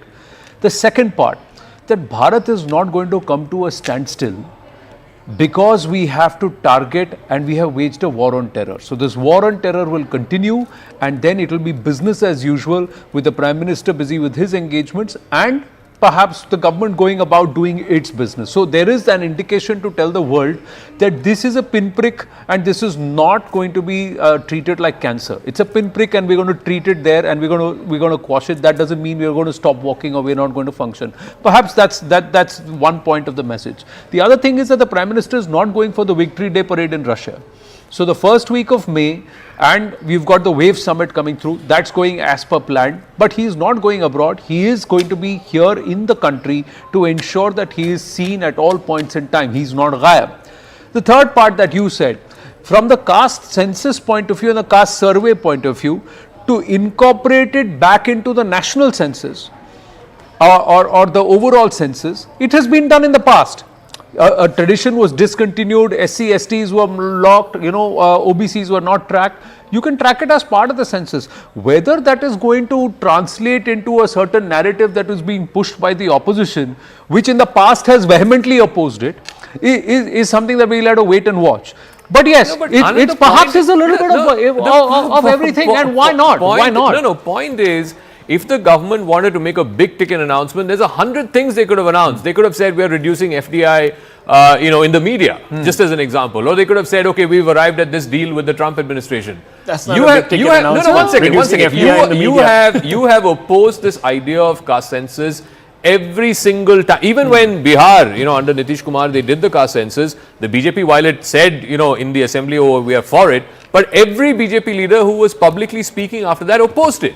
For 2 years, you opposed Rahul Gandhi. I mean, Rahul is right. I mean, people in parliament, BJP leaders in parliament said, Rahul Gandhi does not know head or tail of caste. What is he talking about caste census? True. Now today, suddenly 2 years on, he knows what he's talking about. That was also brought out saying that the Gandhis have constantly opposed reservations, that is the politics of it. That is the politics of it. But when this aspect was, perhaps, correct me if I'm wrong, my memory serves me right, this was asked in court also. And this matter of caste-based reservation, caste survey went to the courts, and there was a question that was asked that will it be part of the census? And the government was supposed to respond on that, and they said we will come back after consideration. So now the government has come back and said that we don't need to do a separate caste survey across the country and call it something else. We are going to include it as part of the census. What they're going to do is that now the politics is out there. Yes, is it a diversionary tactic? People will ask that too. Is it a victory for Rahul Gandhi, or is the government listening to the opposition? 6 months. Anand, I'll take you back 6 months when the RSS actually made a play for it. If you remember, there was a lot of excitement and everyone said, okay, this is happening. And if you also recall the interviews that even our channel has done with Mr. Amit Shah, he sort of always said that this is something that we are looking at. The present is not the status quo, as in these state surveys are just a fraud, wishy-washy. They're a fraud on the people. This has to be given thought. So he's never discounted the possibility. And specific question, I remember asking him a question I remember you were there at that particular press conference, and we asked him, and he said, look, we'll have to evolve a way of incorporating it into the major census, if it all. So a lot of talk has been going on. Can I ask you a question? So what is the end game here, right? Since we've been talking about war game, the war game all these days, and now suddenly we're talking about what is the caste end game. The end game ultimately is that, look, once the enumeration happens, like in Bihar and like we've seen in Karnataka, the number of backward castes in this country is far more than what we assume, right? So what is the next step? The next step is you give them reservation, which means naturally you breach the 50%, which means you have to overturn a 9-judge bench constitutional verdict of the Supreme Court of India. Now, are we going there? You can't ignore that. Because already Tejasvi Yadav has come out and said, no, hang on. Now delimitation must happen only after this census. No, which is a fair point. I mean, I'm just telling you how the expectations and how the expectations are being ratcheted up. So can the government now dodge that bullet? So they say after the census, then you do delimitation. And once you do delimitation, give reserve seats in parliament and in legislative assemblies to EBCs and OBCs. So right now we only have STs and STs. No, let's take Rahul's argument one step further. So what's stopping Owaisi from saying, as per the same census, give reserve seats for Muslims also? Let's go back to 1935, no? Okay, so yes, you can. Hang on. So it's a logical next step. So you have already reserved seats in Muslim majority areas, but they are on the basis of backwardness. You can't have a whole community because that brings in religion. There is a reservation on the basis of reservation on the basis of. In Gujarat, you have SC, ST reservations. You also have there are people who are given reservation benefits. They have got a quota. We are going to get into a different loop altogether, because the very aspect of conversion is that there will be equality and there will be no caste. But there are many Muslims, many non-Hindus who are actually identifying on the basis of caste and also getting into reservation while trying to follow a different faith altogether. So that's a different argument. Here there is another point. Is this also perhaps underlining to every last voter that Samvidhan nahi badalenge?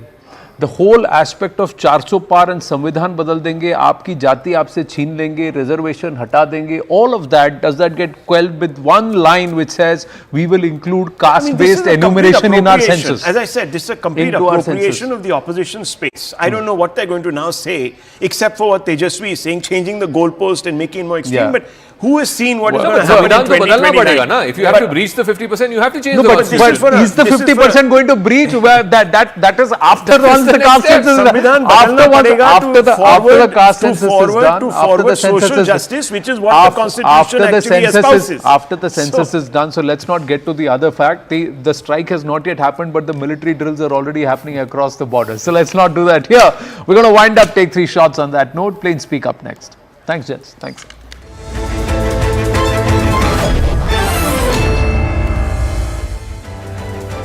Welcome everyone. Thanks a lot for staying with us. You're watching Plain Speak with me, Shivani Gupta. The demand for a caste census in India has a long and complex history. The first comprehensive census in India was conducted in 1881 by the British. The census included detailed information on caste, which was used to understand and manage diverse population. After India gained independence in 1947, the practice of collecting caste data continued until the 1951 census. However, from there on, the government decided to stop collecting caste data except for scheduled castes and scheduled tribes to promote national unity and move away from quote-unquote divisive caste-based politics. Remember, this was done under successive Congress governments. But in today's context, it is the Congress itself, under the leadership of Rahul Gandhi, that has been at the forefront of demanding another caste census. Rahul Gandhi even went as far as to say reservations should be proportionate to population numbers. Jitni abadi, utna haq. Bihar government's release of a caste survey in 2023 further intensified these demands. Now, the Modi government that had so far stated that it will not enumerate caste-wise population, today, when everyone least expected it, has announced this decision. Overall, while a caste census has the potential to promote social justice and equity, it also presents significant challenges that need to be carefully managed. So is the government, in fact the entire Indian polity, ready for the repercussions? And whose credit is it really that this decision has been finally taken? We'll get to that question with our guests in just a bit. These are the parties that really demanded a caste census, and a crescendo was achieved over the last few years or months. Congress, Samajwadi Party, RJD and DMK all part of the India Alliance, but there were those that were part of the NDA too that were also on board this demand. The Janata Dal United, Rashtriya Lok Dal, Lok Janshakti Party all have in principle wanted a caste survey. Other parties include the CPIM, the CPI and even Bahujan Samaj Party of Mayawati that has wanted this caste survey for some time. This debate has been making headlines in Indian polity for a while, and both sides have been weighing in, and we've been discussing this for quite some time as well. So what are the pros and cons? Those in favor of the caste census say it will provide data to identify marginalized groups, but the argument against has been that managing a caste entry running into thousands actually could be pretty complex and contested. Those in favor say that it's necessary for society to know what castes are shaping our society, because caste still against is that caste census could lead to division and risk of identity-based politics, which we frankly already have enough of. Those in favor say it prevents quota misuse, enables subcategorization within backward classes. The argument countering this is that caste census could lead to selective use of data for vote bank politics and not so much for actually bettering anybody's life, because for 75 years we've had not just caste data in the past, but also reservations.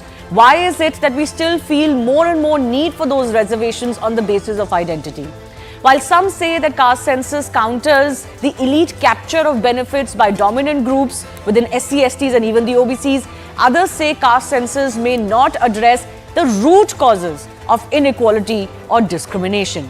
With both sides now claiming win as far as this decision of the Union Cabinet is concerned, the big question we ask is not just whether it is actually going to help us as a society, but whose credit is it? Whose win is it in the end?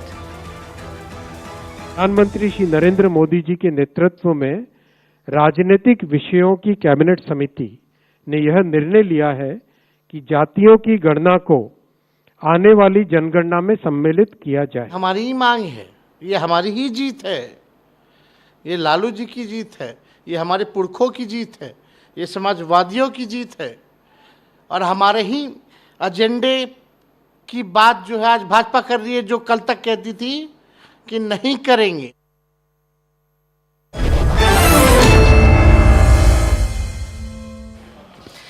Let's go across to our guest joining us. Chitra Batam is spokesperson of the Congress Party. Pooja Mishra, spokesperson of the Samajwadi Party, both with us. We're also expecting some of our other guests to join us. But of course, both Congress and the Samajwadi Party together have fought elections. They're a part of the India alliance and they have together demanded caste census. Chitra, I begin with you first up. Do you see this as a win for Rahul Gandhi and the Congress Party? Well, yes, Shivani, this is a great day for us.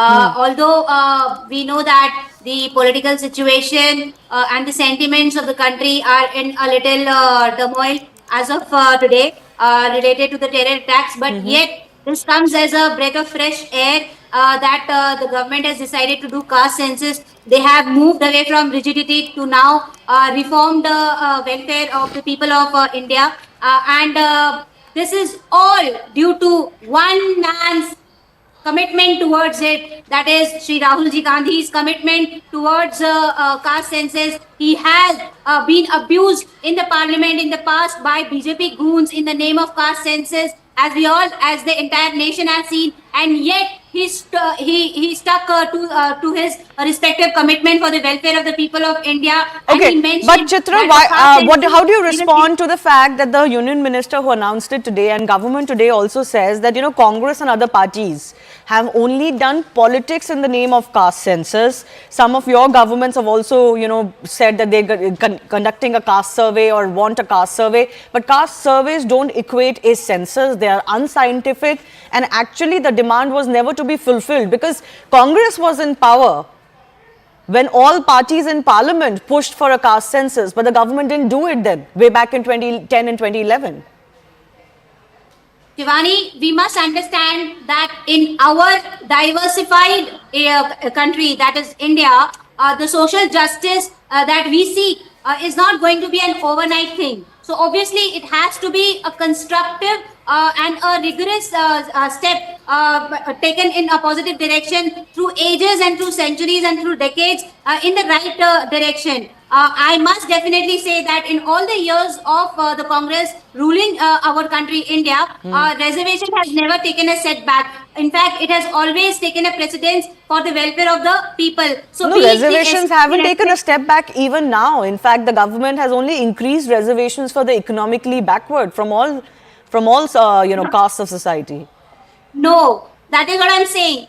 There's a huge difference when we talk about the reserved category versus the unreserved category, but that is a thing for some other day to discuss. What we are very happy about today is that the government has come down onto its knees and it has thought of implementing the caste census, and Rahul Ji's vision has been completely fortified by the government. We are very happy for that respective commitment from the government. But as I said, Congress has always meant progress for the backward. Government has come down on its knees. Parimal Singh, leader of the JDU, is also joining us. Do you also see this as Modi government bending down to a demand that was, let's be fair, largely helmed by Congress Party and Rahul Gandhi? This is welcome step on behalf of NDA. You see, as far as the question of JDU is concerned, JDU consistently was in favor of caste census. My leader was consistently demanding, and he conducted caste-based survey. Yes. At that time, actually, you see, government of Bihar conducted caste-based survey. Actually, as far as the question of caste is concerned, for the Congress, caste is the instrument to win the election. But for ours, for my leader, caste is a unit of development. Actually, until and unless you will have detailed analysis and detailed data about the caste, how can you implement any developmental program to activity? You see, Congress is also saying the same thing. No, let's not be at all. fair. You say, Mr. Piramal, Congress is also saying the same thing for the last 1 or 2 years. I'm not going into their historical arguments. They're also saying unless you have the correct data and the latest data, how will you formulate your policies? No, you see now, Congress remained in power for almost 6 decades. Actually, they never tried to conduct particularly caste census. In 2011, they conducted socio-economic caste census, but they never publicized the data because the census was conducted not by the Department of Census and the Registrar of Census. Actually, it was the step of the Congress to deceive the people of India. That's why it not disclosed the data. Actually, we were in favor when JDU was in ally of India alliance. Actually, we were consisting pressurizing every component to move a resolution that when India alliance will come in power, it will conduct caste-based census, and that's why my party pressurized Congress as well as RJD, Samajwadi Party and Mamata Banerjee in Mumbai session, you see. But my leader raised the issue that caste census should be the main goal of India. Sure, fair enough. In the interest of that, actually, Congress opposed. Congress opposed in the past. Yes, Siddharth Yadav of the BJP is also joining us. Just 1 second, one by one, please. Before I go across to Siddharth, because most questions he'll be facing, Pooja Mishra is also waiting. But Chitra, I'll allow you a quick rebuttal to what Mr. Piramal said. You've opposed it in the past. That's also recorded history. You can't shy away from it. You can always come out and say we changed our mind. We have always stood for it. We have always fought for it. It is the JDU, the party that must understand. Although they have done census when they were in alliance, but then they that resolution should be passed in Mumbai session of India alliance. For the backward class. We in Telangana and Karnataka, we have increased the reservation for the backward They have people. no interest in the welfare of the people. You see, in Indra Sadiqia, the Supreme Court has said that until and unless you will have updated data, how can you implement reservation policy? But actually, there was no answer of the Congress. Congress only raised this issue to gain the sympathy of the people. You see, actually, they had no any interest. If particularly suppose, let's also not forget one by one, please. Let's not talk over each other because both of your voices will get lost one by one. Mr. Parimal, just hold on. Let's not forget that post 1951, caste was included or removed from the caste census.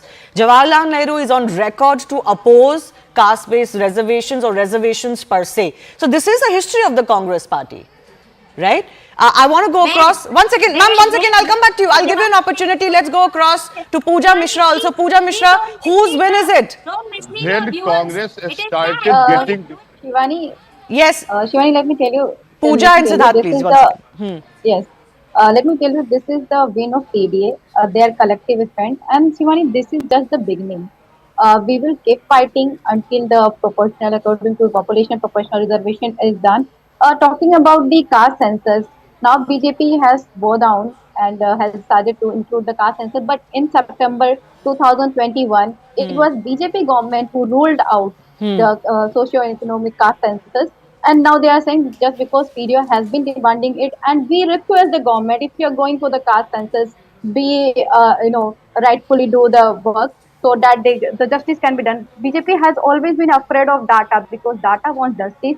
And BJP has always been saying that doing caste census will be dividing India, but Samajwadi Party thinks and the PDO thinks it will be the readiness. But I do want to ask you, after data what? That is the question. Frankly, not most people were not objecting to the caste census per se, but they were worried about the repercussions of a caste census, which could lead to greater and greater demands for reservations. What's your stand on that? Shivani, the present reservation system is from 1930 caste census, when it was British rule, and British government did that caste census. At that time, the population of OBC was 52%, and then decision was taken that after Mandal Commission that 27% reservation will be given to the OBC. So think about it. And at that time, when in 1930, the Nishad were excluded, and some of the STs from Uttar Pradesh were excluded because at that time they were against British rule, so they were not counted in that caste census. So right now we need to know, if we have to give the justice to people, we need to know what is the data. So can I ask you? Actually, I'll save that question. But let me go across to Siddharth Yadav first. Siddharth, opposition, Congress, SP, everybody in one unison saying the Modi government has had to bow down to their demand. You've changed your stance. You've done a complete U-turn from just a year ago. Shivani, I think it is a historic day and a historic decision has been taken by the government of India under the leadership of Honorable Prime Minister Narendra Modi ji. But it has also put the opposition in a very uncomfortable position. The opposition is confused today because they do not know they should welcome this decision or they should not welcome this decision. They're welcoming Politics has gone, they are welcoming it with a lot of caveats. That is their reality. Now today, the people, the opposition parties who used to say that Modi Sarkar kabhi jatigat janganna nahi karwayegi, we will come and fight on the streets, it is the Modi government which is stopping the caste-based census. Today, suddenly, they do not know what has happened. No, we want to know suddenly what has happened. Siddharth, let me borrow your words. Let me borrow your words. Suddenly, what has happened? Tell us. And Shivani, yes, and Shivani, that is why I am coming to your question. It is no U-turn from the Bharatiya Janata Party. Honorable Home Minister, last year, August, on 18th August, he spoke that Jatigat Ganna caste-based census would happen and Bharatiya Janata Party would do it. I have participated in a lot of debates. Our spokespersons went to all debates. Despite everybody saying कि Bharatiya Janata Party caste-based census नहीं करवाएगी, we always used to say that we would do because we are the ones who have always taken care of the Dalit, the Pichda, the Vanchit, the Soshit, the backward classes who were always put aside by the Congress Party. No, but you've also called it, Siddharth, you've also called, let's be fair, you've also called these demands for a caste census from Rahul Gandhi particularly regressive and divisive. Then what changes now? Shivani, I would just request you to give me 30 uninterrupted seconds. Now, what has to be understood is Rahul Gandhi used to do politics based on caste and he used to go and ask kitni jati ke kitne log hain desh ki sena mein. He used to ask what is the caste of judges. He used to ask what is the caste of Miss India. He used to ask what is the caste of sportsmen. We do not do it. And neither we believe that caste-based census is the end for all social justice in this country. We as a party, we as a government believe that measures have to be taken, which we have taken as a government. We were the ones who bought the NCBC constitutional bill. We were the ones who set up the fisheries department. We were the ones who brought in the Vishwakarma Yojana. We were the ones who gave maximum representation to OBCs, SCs, STs in our cabinet. We were the ones who made an OBC prime minister. We were the ones who made maximum number of benefits for the reserved classes. But what has the opposition done? Nehru ji used to say, इस देश में जातिगत जनगणना आ गई या इस देश के अंदर reservation आ गया, the quality would go down. Rajiv ji used to say that the reserved classes are buddhus. It was these opposition parties, the RJD, the Samajwadi Party, the Congress Party, which opposed the NCBC constitutional bill in 2017. They took away the reservation rights from AMU and Jamia. They want to take all away and give it to one class, the vote bank class. They want to take it all away from the OBCs, the SCs and STs, and they want to give it like they did in Bengal to Muslims. Okay, like they want to do let in the Congress spokesperson come in. One by one. I don't want you guys to speak over each other, please. Please. Siddharth, hold up. You had more than, you had more than 30 uninterrupted seconds. Yes, Chitra. All right. Chitra, go ahead. You talk about reservations being taken away from AMU and Jamia. There is a Congress that has given reservation in IITs and IIMs to the backward caste people. What have you done? You have opposed the Mandal Commission. Shame on you. You have burnt effigies. Your leaders have burnt effigies of BP Mandal, Sharad Yadav and Ramvilas Paswan as Kumbhakaran and Ravan in Ramlila Maidan. You Mandal people, you are coming today and trying to take credit of that particular thing. Shame on you for misleading the nation. Jawaharlal Nehru ji has always stood for the people and he was the first one to conduct the Article 340, to bring the Article 340 in the parliament so that special reservation should be made for the backward people who were Okay. Chitra, hold on. Yes, Siddharth, quickly. Shivani, I'll give a quick response, but I'm just speaking facts today and that's why I don't want to get agitated. All of us know who was sitting on the Kaka Kalelkar Commission report for 10 years. All of us know who was sitting on the Mandal Commission report for 12 years. Chitra ma'am, one by one. I was not speaking while you were speaking over me. Serious issue. Today should not be the day that anybody should be speaking over each other because ultimately what everybody wanted has happened, right? That's what all political parties are saying. Let's hear each other out. Yes.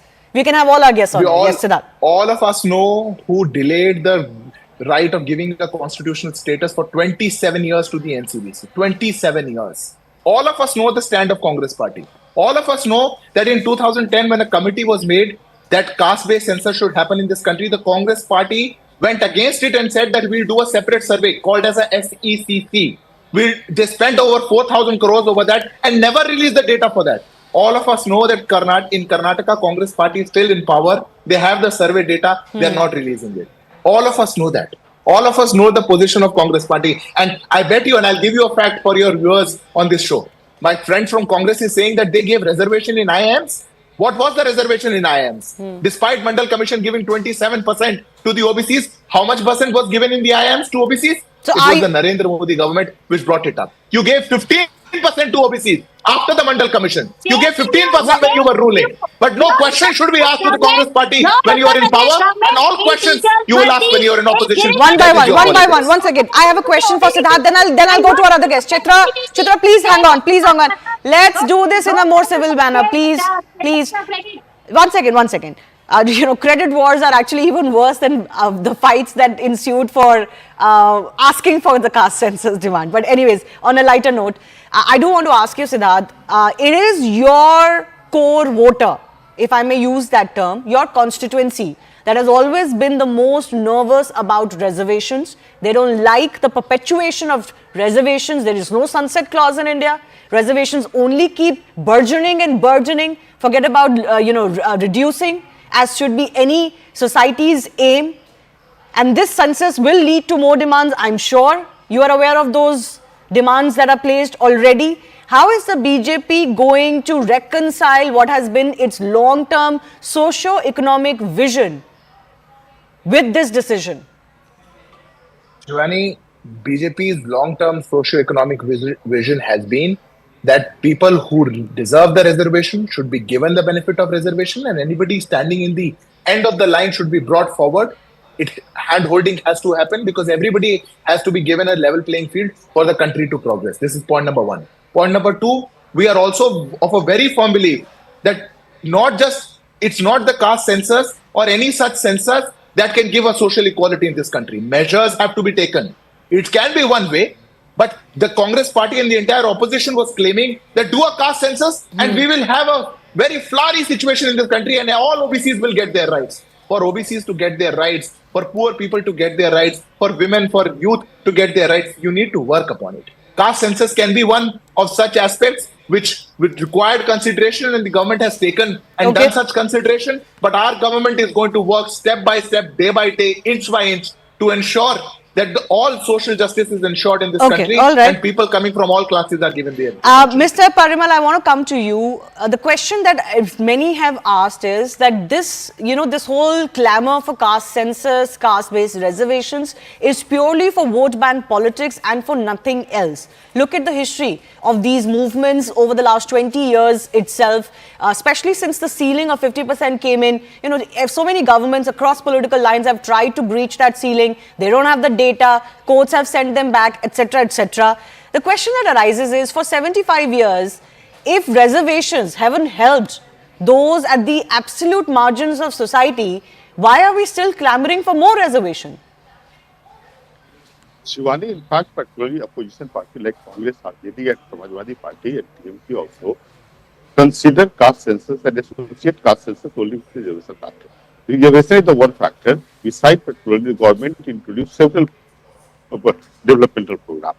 And to implement developmental program effectively, it is essential to have a updated caste basis data. Because particularly, you know that in Bihar, when my leader conducted caste-based survey, actually the government is providing 2 lakhs rupees to 94,000 families in Bihar, right?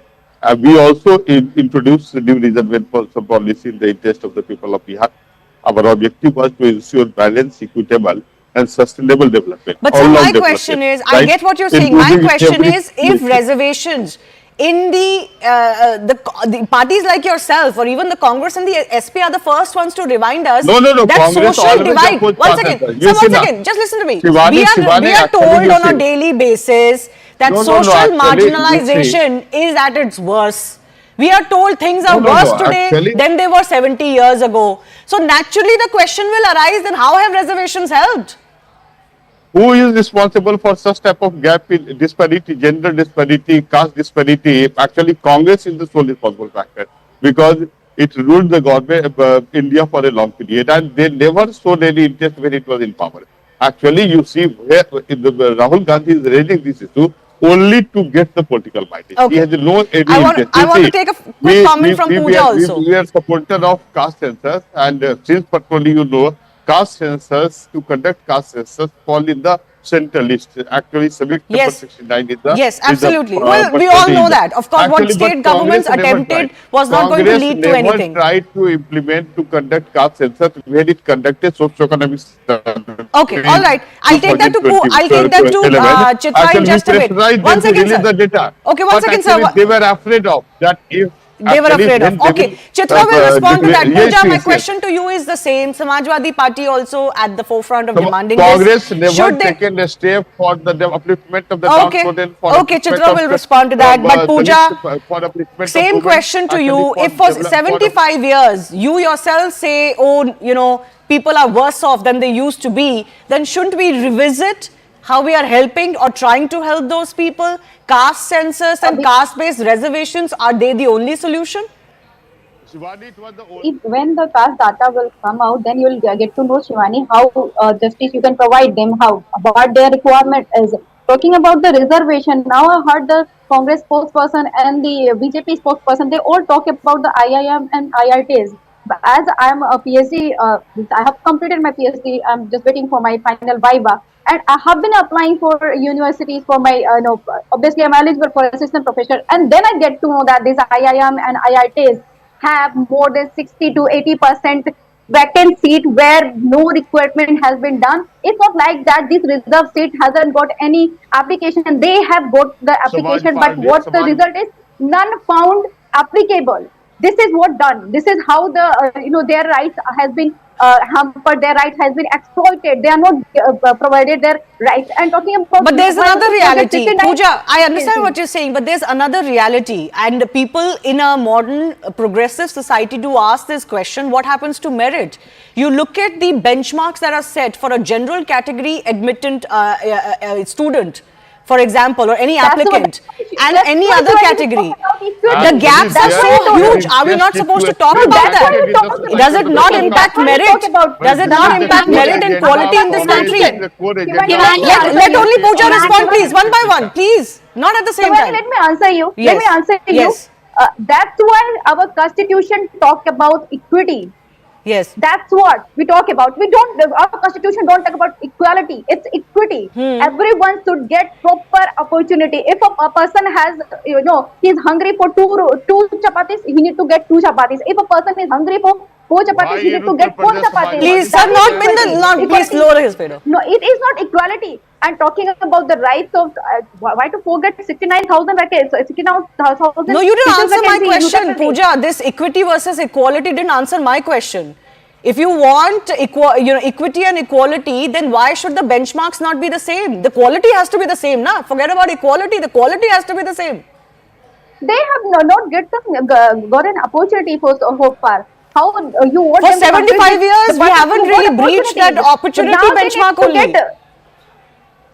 That's why they are backward. That's why they're backward. Okay. That's why they're backward. All right. No, these questions have to be looked into. They cannot be brushed under the carpet. That for 75 years we had reservations, but we haven't even breached the quality benchmark. People continue to remain backward. Let them remain backward. Let's keep having reservations. Not whole of them. Not whole of them. Okay, Chitra. Final minute to Chitra, please. Final minute to Chitra. Yes. Shivani, basically you are generalizing and stating that the reserve category people do not have any merit. I can give you so many examples. And I'm not saying that at all. You tell me, how much data do we have of IIT and IIM professors? There is not a single professor in Delhi University since independence. Why is that so? You are saying that the reserve category people are not having any merit? Well, Jawaharlal Nehru said merit will take a hit because of reservations. Universities, and this is the Manuvadi mindset that they have. the not found suitable. I am saying let everybody have the same benchmarks. Why are you opposing that? It is same. In fact, it is more, and yet because we come from the reserve category, we are not given the opportunity. I can give you hundreds of such instances. So how will reservation help now? Okay, Chitra, if I was to take your word, Chitra, I take your word. Under reservation system, you haven't got your opportunities. How will it change now? Because why do you want reservations again? The things, the way in which, you know, our reservation or our opportunities are being hampered, now you have to be accountable for it. Now you have to be accountable. For 75 years, they were unaccountable under Congress rule. For 60 years, Congress ruled, right? In states and center. Why was it so unaccountable? And for 60 years, Congress was stopped. Congress was stopped. Yes, it was stopped in implementing for the reserve category people. And Okay. JDU has got no authority to talk about all these things. They're not able to implement the caste census in their own very state after doing the caste survey. That's a survey, that's not a census. Let's at least agree on one thing, that census is the union list issue. Only the central government could have conducted it. Surveys don't equate census, but now at least all political parties seem to be happy that at least the caste census has been approved as part of the next census. The next census is extremely delayed. After 2011, we haven't had a census. Let the government be able to conduct the next census as soon as possible. I do thank our guests for joining us. In fact, I did speak to Sachin Pilot, who's a big leader of the Congress party at the recent Rising Bharat Summit, and posed the same questions about not just where a caste census demand will lead to, also what does it do to merit in India. Listen in. Your leader, the leader of the Congress party, or the biggest face of the Congress party today, Rahul Gandhi, he's been talking about caste-based reservations. He wants to expand it beyond the 50% limit legally prescribed today. He talks about jitni abadi utna hak. No, so let me start by saying that I am fully in agreement with you that we have to have a competitive merit-based system in our country. There is no question about it. But on the flip side, if the argument you made, I have only this to say. There are people who have not been able to enter the mainstream, who are on the fringes of our society, absolute fringes, economically, socially, subjugated to centuries of suppression. And when I say, and when the Congress party says we must have a head count, it is only to make sure that we have the adequate budgetary allocations to those sections who need it. After the survey is done, maybe we'll find that some people are getting it, but they don't deserve it. Move that. Be scientific. Unless we know the extent of the population or the geographical area which they inhabit, how do I know how much money to give? And incidentally, you said 50%. Who said 50%? Why not 40 or 55? This limit is arbitrary because it is set, some decades ago. India has changed. I think we must have a head count to see the socio-economical background of everybody in this country. Right now, resource allocation is done at the whim and fancy of a political party or a government. There is no data to back it. Every time we have gone to court always says, please give empirical evidence of why you want to do this scheme or reservation, for example. I think people who are merit have enough space and they should get space, but those who have been left out in the mainstream for decades and centuries do need a level playing field. But I'll ask you very quickly. You're saying caste survey, do it, get the head count and then allocate resources accordingly. That's fine in its own regard. But are you also for increasing reservation limit to 60, 70, 80%?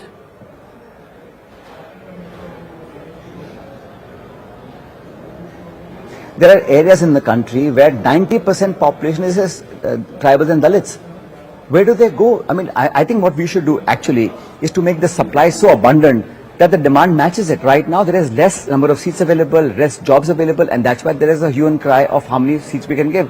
If you make the supply abundant, if you put resources in creating jobs, if you increase the number of seats for engineering, for college, for education, we will not have this problem. I mean, we have to work in tandem. And when you say that 50% should be merit, I think it should be 100% merit. But what about a large chunk of our country that has not moved as quickly as some of us have? What about those people who don't have access to money, resource, connections, who can't get to a college, who can't get education, and are living in abject poverty?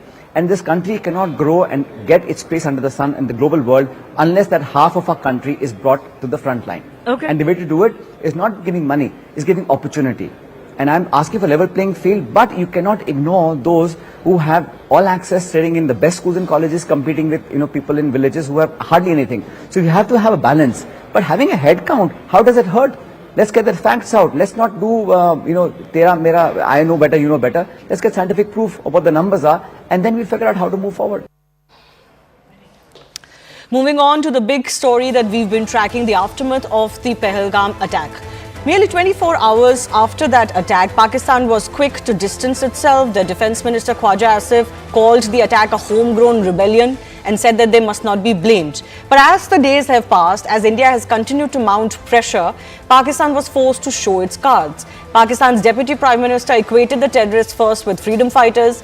Only days later, Defence Minister accepted on global stage that Pakistan has indeed been doing the dirty work of funding and training terrorists, but for the US for the last 3 decades.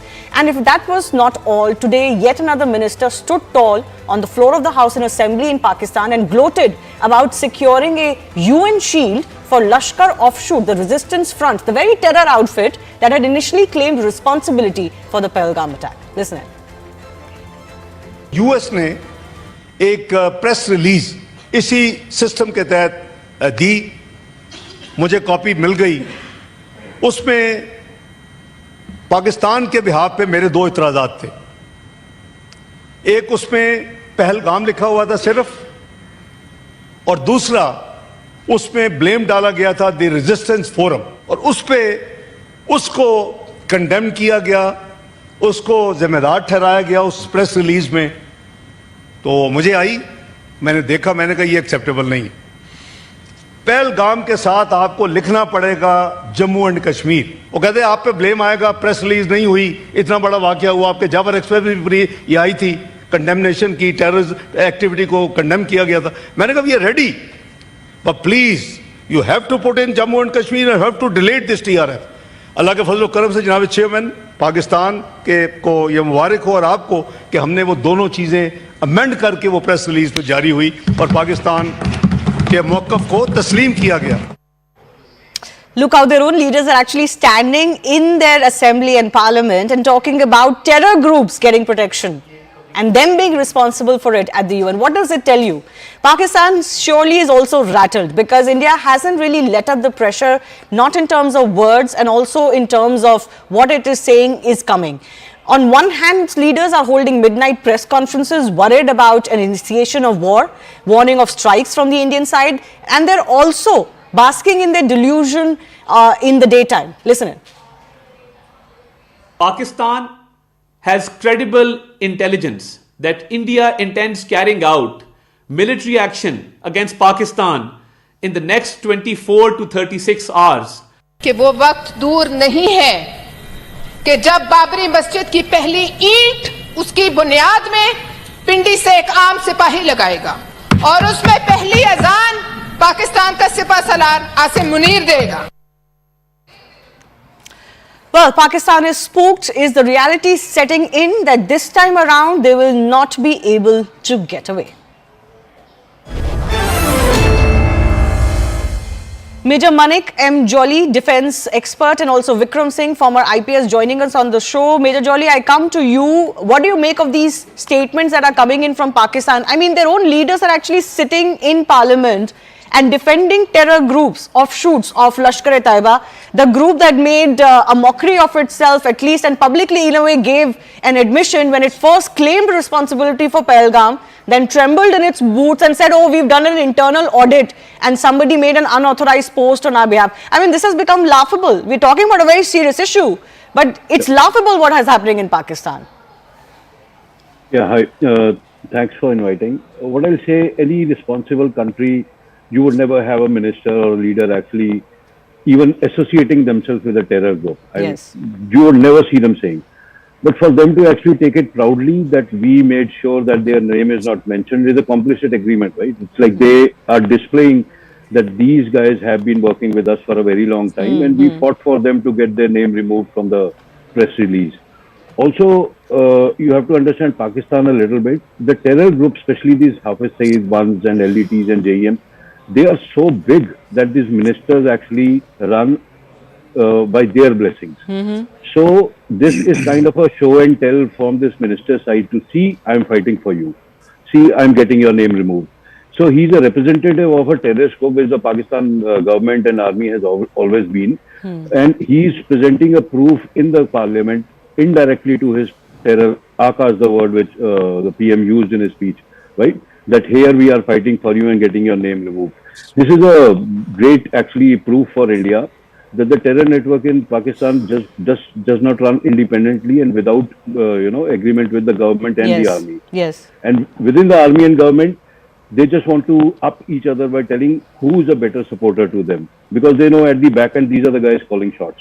Yeah, absolutely. Vikram Singh, your take on this as well, because, the commentary in Pakistan tells you a lot, not just in the state that they're in, but also just the mindset that they have. On one hand, they're calling world leaders saying, oh, let India not act against us. They're also saying, oh, if you do this, we'll do twice. They're dreaming of building a Babri Masjid in India. I mean, just the mindset. I mean, Asim Munir's speech showed that mindset. And that what the lady senator said showed it again. I thought in your opening remarks, you summed it up very beautifully, that it is getting to be delirious. I said that buffoonery has attained a different level now altogether. And this lady in the parliament says that the first azan would be given by Munir. Yes. Munir is absolutely shaking and his knees are shaking. I don't think that anything is possible in the wildest possible dreams. Coming to the fact that now it is established beyond doubt that terrorism is a state policy of Pakistan. A failed state, a bankrupt state, and a rogue state. It has no option left but to indulge in terror. And what Major Jolly has said, words of profound wisdom, that all these terrorists are the other side of the Pakistan army. They enjoy all the assets of Pak army, their missiles, their vehicles, their planes, and the entire infrastructure. It's only a different matter that, yes, that they dress up as in salwar suits and other camouflage equipment, but they are the alter ego of the Pakistan army. And then the one thing interesting has happened, that they created terrorism for the last 3 decades at the behest of US. When the unwelcome truth seemed to be coming, I will not confirm or contradict what the Pakistani army or the people are saying. But the ground reality is that they are absolutely in folded hands, kneeling and sitting in prayer. Another wise person said that we expect an attack from India in the next 24 to 26 hours. I don't know what stopwatch or calibration he seems to be using. The fact of the matter is that they are delirious, absolutely scared, and with $1 billion of reserves, I don't think they will last even for a few hours, what to talk of a few days. Now, to the open support that they gave to the TRF, the Lashkar-e-Taiyiba, and also celebrated Pahalgam, goes to show that their concern is absolutely to fund and to create a situation, and then to tell that it is a homegrown terror in Kashmir, which is nothing but absolutely. Pakistan, in any case, is a serial and an habitual liar, and the lies have been exposed right across the world, beginning from the identification of Osama bin Laden near the Army Academy till date, the TRF and others. Cosmetic changes give Today, you no reason to be very proud. No, today though, they don't just keep exposing themselves. Let's not forget, when they initially denied Pulwama, a year later, again in their assembly, one of them ended up accepting it. So, truth has a way of coming out, and they're in this quandary, right? What to take credit of, but this desire to take credit of actions. I mean, Pervez Musharraf is very famous for claiming "Hamare log," right? So it comes out eventually, and these attempts are just absolutely futile. But it also shows that today there is a nervousness, because they're also calling other world leaders, their allies, friends, etc., and saying, oh, look, India is threatening us, please ask them, we want to have a neutral or impartial probe, we are happy to do. We've done these probes in the past, we know that those probes are shams, so certainly India is not paying heed to this. I request our guests to just stay with us, because in the aftermath of this Pahalgam terror attack, what has also come to light, post the action by the centre, is some alarming tales. Tales of those being deported back. Centre's 48-hour deadline asking Pakistani nationals to leave India has come to an end, and it has shed light on national security concerns. Some of these Pakistani nationals being deported have been living in India for 40 to 45 years. They hold Indian Aadhaar cards, ration cards. Some say they've even voted in India. Forget about the fact that they are studying here, they have entire families here. They're not Indian citizens. They don't enjoy Indian citizenship. They don't, in many cases, have valid visas or papers to stay on. How did our system miss this? Some of them are making a humanitarian case now, but can India really afford to let them stay? Can India risk the lives of its own for the sake of illegals? Take a look at some of these stories. Osama, a student currently pursuing bachelor's degree, says he's been living in India for 17 years, has cast his vote in elections in India. Listen in. अभी मैं presently currently मैं परसू कर रहा हूँ अपना bachelors in computer science. मेरा final semester चल रहा है। जून में मेरे एग्जाम्स थे, तो मेरे कुछ और प्लान्स थे कि एग्जाम्स खत्म करके मैं जॉब्स के लिए इंटरव्यू के लिए मैं प्रिपेयर कर रहा था, लेकिन अचानक से जब सब चीज़ होना, ठीक है, ये बहुत अफेक्ट करती है। हम यहाँ पे 17 सालों से, हम 2008 में आए थे, 24/11/2008 में, तो हमने विद इन 15 डेज यहाँ पे आते ही हमने वीजा स्टे करवाया था। हमारे हर एक डॉक्यूमेंट्स यहाँ के बने, आधार कार्ड है, इलेक्शन कार्ड है, राशन कार्ड है, हमारा डोमिसाइल है मेरी यहाँ की, बाकी सारे डॉक्यूमेंट्स मेरे बने। अब मैं यहाँ से कहाँ जाऊँगा? इस चीज को, इस इंसिडेंट को हम कंडेम करते हैं, हम इसके बिल्कुल खिलाफ हैं। I have done my 10th and 12th as well from this side, right? So अभी मैं परसू कर रहा हूँ बैचलर्स, तो मैं कहाँ जाऊँगा? वहाँ पे जाऊँगा, मेरा फ्यूचर क्या है वहाँ पे? सरकार को तो ऐसा नहीं करना चाहिए ना। अभी पाकिस्तान के साथ आपका कोई लिंक नहीं है? नहीं, कभी बात भी नहीं हुई, कभी गई भी नहीं। बलांगीर में मेरी है, बस मैं ही हूँ। आपके बच्चे? हाँ, बच्चे, ये एक लड़की की शादी हो गई है, लड़के की भी शादी हो गई है, पूरी फैमिली। वो इंडियन है, मैं ही खाली पाकिस्तानी हूँ बस। तो अभी मैं चाहती हूँ, पूरी फैमिली को नहीं छोड़ सकती, मैं अपने बच्चों के साथ रहना चाहती हूँ। मैं आप लोगों को, सरकार को, मोदी सरकार को भी बेनती कर रही हूँ, मेरे को बच्चों से अलग मत करो। हमारी अभी नई शादी हुई है, 2 माह हुए हैं शादी को, हमने LTV अप्लाई किया हुआ है, अंडर प्रोसेस आ रहा है और हमें यहाँ से भेज रहे हैं नोटिस भेज के। ये तो गलत बात है ना। सरकार से यही अपील है, जिनकी शादियाँ हुई हैं उनको यहाँ रहने दें, नेशनैलिटी उनको दें। आप LTV अप्लाई किए हुए आप उनको दें। ये मिसेज है। तो कितने सालों से यहाँ पर रह रहे थे? ये 45 साल से। तो किस वजह से आज यहाँ से इनको भेजा गया है? ये पाकिस्तानी है। हमारी सरकार से यही अपील है, हम अगर गलत हैं, हुकूमत से कोई गलत करते हैं, कोई CID गलत हो, हमारे कुंबे की, हमारे बरादरी। India has made some notable exceptions though. Shamima Begum, mother of Shaurit Chakrawarti Mudassar Sheikh, who was killed in an encounter with Jaish-e-Mohammed terrorists near Baramulla in May 2022, has been taken off the repatriation list. So it's not like there is no human interface as far as these cases are concerned.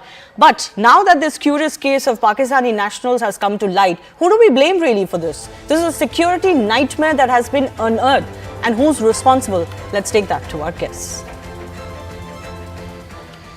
Major Manik M. Jolly and Vikram Singh continue to be with us. Vikram Singh, I mean, you're a former DGP of a state. What do you make of this situation? How are these people continuing to live in India with no, no papers, formal papers, no citizenship, no passport? They've got all their IDs in India, but they're Pakistani nationals? Lapse of the worst kind.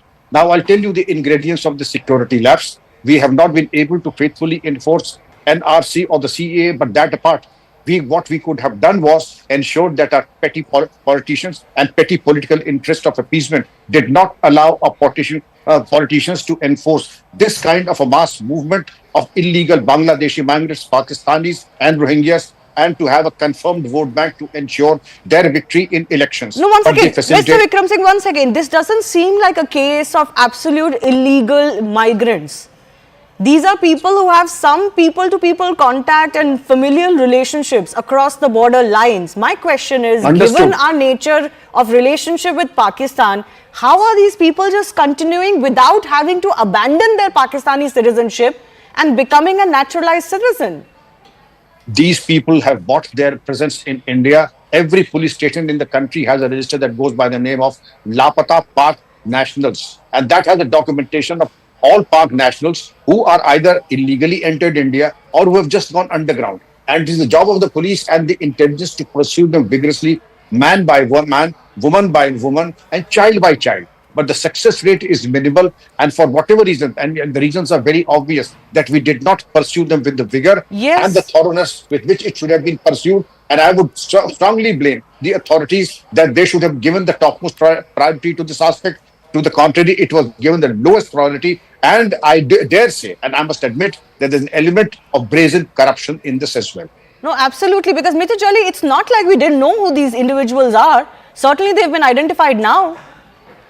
Yeah, so I would say they've been known for a long. It's just, I think, lack of political will that nobody was wanting to send them out.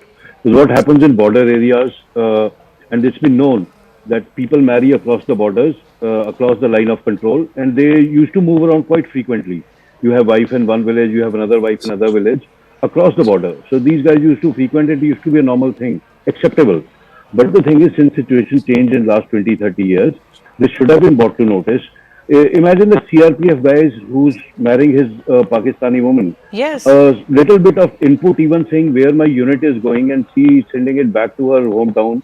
I mean, this is a security nightmare. And you can say some of it would be happening fine. There are a lot of them who have acquired Aadhaar card and are studying here and all that. So they should be sent back. I mean, war is a tough business. You can't, either you can keep 1.4 billion safe or listen to these 20,000 people. There is no compromise on security in these issues. And whatever said and done, the government has to take these tough calls if you have to enforce security and safety for people. We can't be so unsafe in our country that we can't visit Pahalgam or any other place. And the reason is, even an inadvertent or even an innocent input going back to Pakistan through these people is actually a security lapse. So you have to cut this issue at the root and send them all back. I'm totally in agreement with it. No, but has this happened over the years because of this entire narrative of people-to-people contact being allowed? I mean, for that CRPF Jawan's case that you're talking about, aren't there service rules where you have to disclose if you're marrying a foreign national? That to a Pakistani? There absolutely are. In army, if I wanted to marry a Pakistani, I would be asked to leave actually. Or you can't be in uniform and married to a Pakistani. You can't do that. So I don't know how the CRPF chain of command works, how they allowed it, because in army you do take permission before marrying and give the details of the lady you are marrying. Yes. But I am surprised at the bureaucracy that this is unimaginable, that in a uniform force you would have somebody marrying a Pakistani national. Yes. This is like the extreme of anything. The rest of the people I can still understand, they are married across. You have Sania Mirza married into Pakistan. So the marriages across the border have been a trend. But for them living here, and if the government is ready to take a stand, it's all right to send everybody It's back. not just about the fact that they're living here. The fact is many of them have lived here without having taken any citizenship of India. And then the question arises, how do they get Aadhaar cards? How do these individuals vote? I mean, is our democracy an absolute mockery, Vikram Singh? This is clearly a bureaucratic failure, political failure, but also a bureaucratic failure. Their names clearly exist somewhere in some list that now they've been asked to go back. Shivani ji, obviously this is a terrible administrative lapse on multiple counts. I would say there is no place of misplaced compassion when national security is concerned. I totally agree with Major Jolly that national security is of paramount importance. And as he very rightly mentioned, the government servant conduct rule says that if I even interact, what to talk of marrying a Pakistani, even if I interact with a Pakistani national, I have to report to this government under what circumstances I met the Pakistani and then explain either if I have to take a prior permission or if I do accidentally meet a Pakistani at a party, then I really have to report to my immediate boss that this was the marriage celebration and I met a Pakistani and I was there. Because this is something that the very basic rudiments of government servant conduct rules. And the question of visiting Pakistan or a Pakistani visiting, staying with me is absolutely unacceptable. The foreigner that says any foreigner visiting, a report has to go to the superintendent of police in 24 hours. I mean, this is exposed such a lacuna in our system. Major Jolly, just a final question. I've got 30 seconds left. What would you say to those who say, see, they themselves are making the case, these are in many cases aged men, women, they have children who are Indians or in some cases Pakistani, but the woman or the man is not of the same nationality.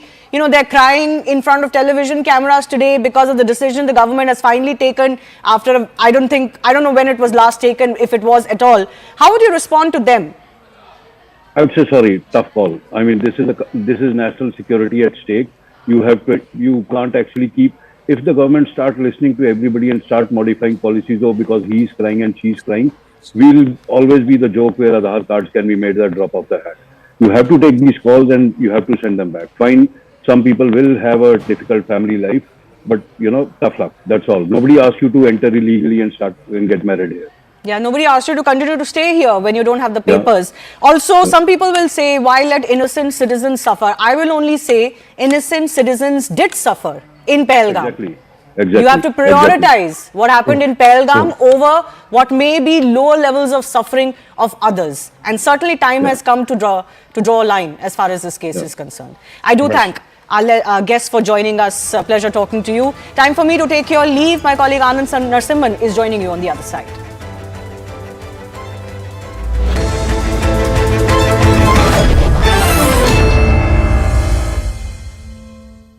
Co-powered by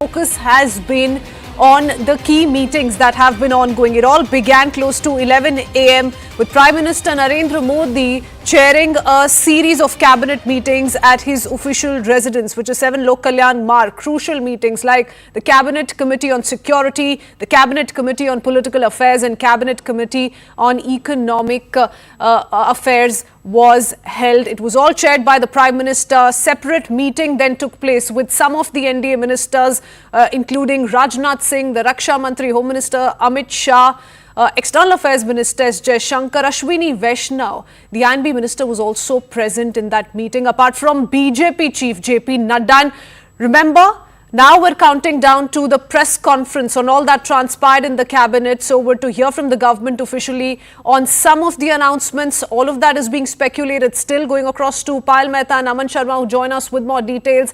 Payal and Aman, we have been really waiting for this moment to understand what's the way forward, whether or not we're to expect any other key announcements on part of the government. Payal, to you first, what more do we know about this press conference? We're being told at least 2 union ministers are going to be addressing the media. We still have to wait and see who else joins Ashwini Vaishnav. That is actually going to give you a message as to what the message the government of India is trying to convey. So that's one important thing to watch out for. What we do know from our sources, Crispin, is that, in the cabinet meeting, obviously the cabinet paid homage to all those people who had lost their lives in the dastardly attack in Pahalgam, and therefore a 2-minute silence was really observed. As far as the cabinet decisions are concerned, of course, there has been a fair price race. As far as the price of sugarcane is concerned, that's one of the decisions. And a big project, concerning the Northeast, of course, a road and transport project of 22,000 crores, that's got an approval from the cabinet. At least that's what we know as the cabinet decision is really concerned. We've already heard from government sources on what they wanted to tell us about what happened in the CCS. A detailed review was undertaken, but like you said, it'll be important to see if we can read in between the lines, and if Mr. Ashwini Vaishnav, the INB minister, who was also part of the extended meeting that Prime Minister Narendra Modi had with Rajnath Singh, Amit Shah, JP Nadda, Jaishankar, that if he has anything to give out from that as well, it's going to be very important to see, because so far all the ministers, whether they're in the government or through the BJP or whether they're NDA allies, they've all been keeping extremely tight-lipped on the entire matter. This is a very sensitive issue. It concerns the safety, security of Indians, and of course talks about the integrity and the sovereignty of India as a nation as well. So obviously nobody's giving out anything. But let's wait and see if Mr. Ashwini Vaishnav, on behalf of the government of India, on behalf of the Prime Minister, decides to give out anything whatsoever. Although the Prime Minister's message yesterday in the meeting with the service chiefs was very clear that we will give Pakistan a reply and respond as per our time, as per our convenience, and on the place and the timing of our choosing. Okay, Payal, stay on with us. So, Cabinet observing 2 minutes of silence for the Pahalgam attack is what Payal is telling us. Aman, to you next. We do know about Union Minister Ashwini Vaishnav, MOSI and B.L. Murugan. They're going to definitely be a part of this presser, an all-important presser. But does that also give us a hint of perhaps some sort of announcements that could be seen as far as the information domain is concerned, given the information war we've seen play out on social media especially? Well, Kidswin, one thing is very sure that no operational detail is going to be shared. Whatever happened at the Cabinet Committee on Security meeting, obviously that is not going to be shared. There were other meetings also. The Cabinet Committee on Political Affairs and the CCEA on Economic Affairs had also met. So maybe those decisions, whatever have been taken, could be shared by Ashwini Vaishnav and L. Murugan. L. Murugan is the MOS. INB is already arrived at NMC, and we're just awaiting the arrival of Ashwini Vaishnav to start this press conference at the National Media Center where we are. See, one thing is very, very clear that, yesterday's meeting was extremely important. Aman, he's already there. We see him in our frames already. We'll cut to him as soon as we have the audio. All right. I think we have the audio. Let's listen into Union Minister Ashwini highway का मेघालय और आसाम को जोड़ता हुआ वो approve हुआ है. बहुत बड़ा प्रोजेक्ट है. 22,864 करोड़ रुपीस का इसका एस्टिमेटेड कॉस्ट है. 166 किलोमीटर्स 4 लेन एक्सेस कंट्रोल्ड. बहुत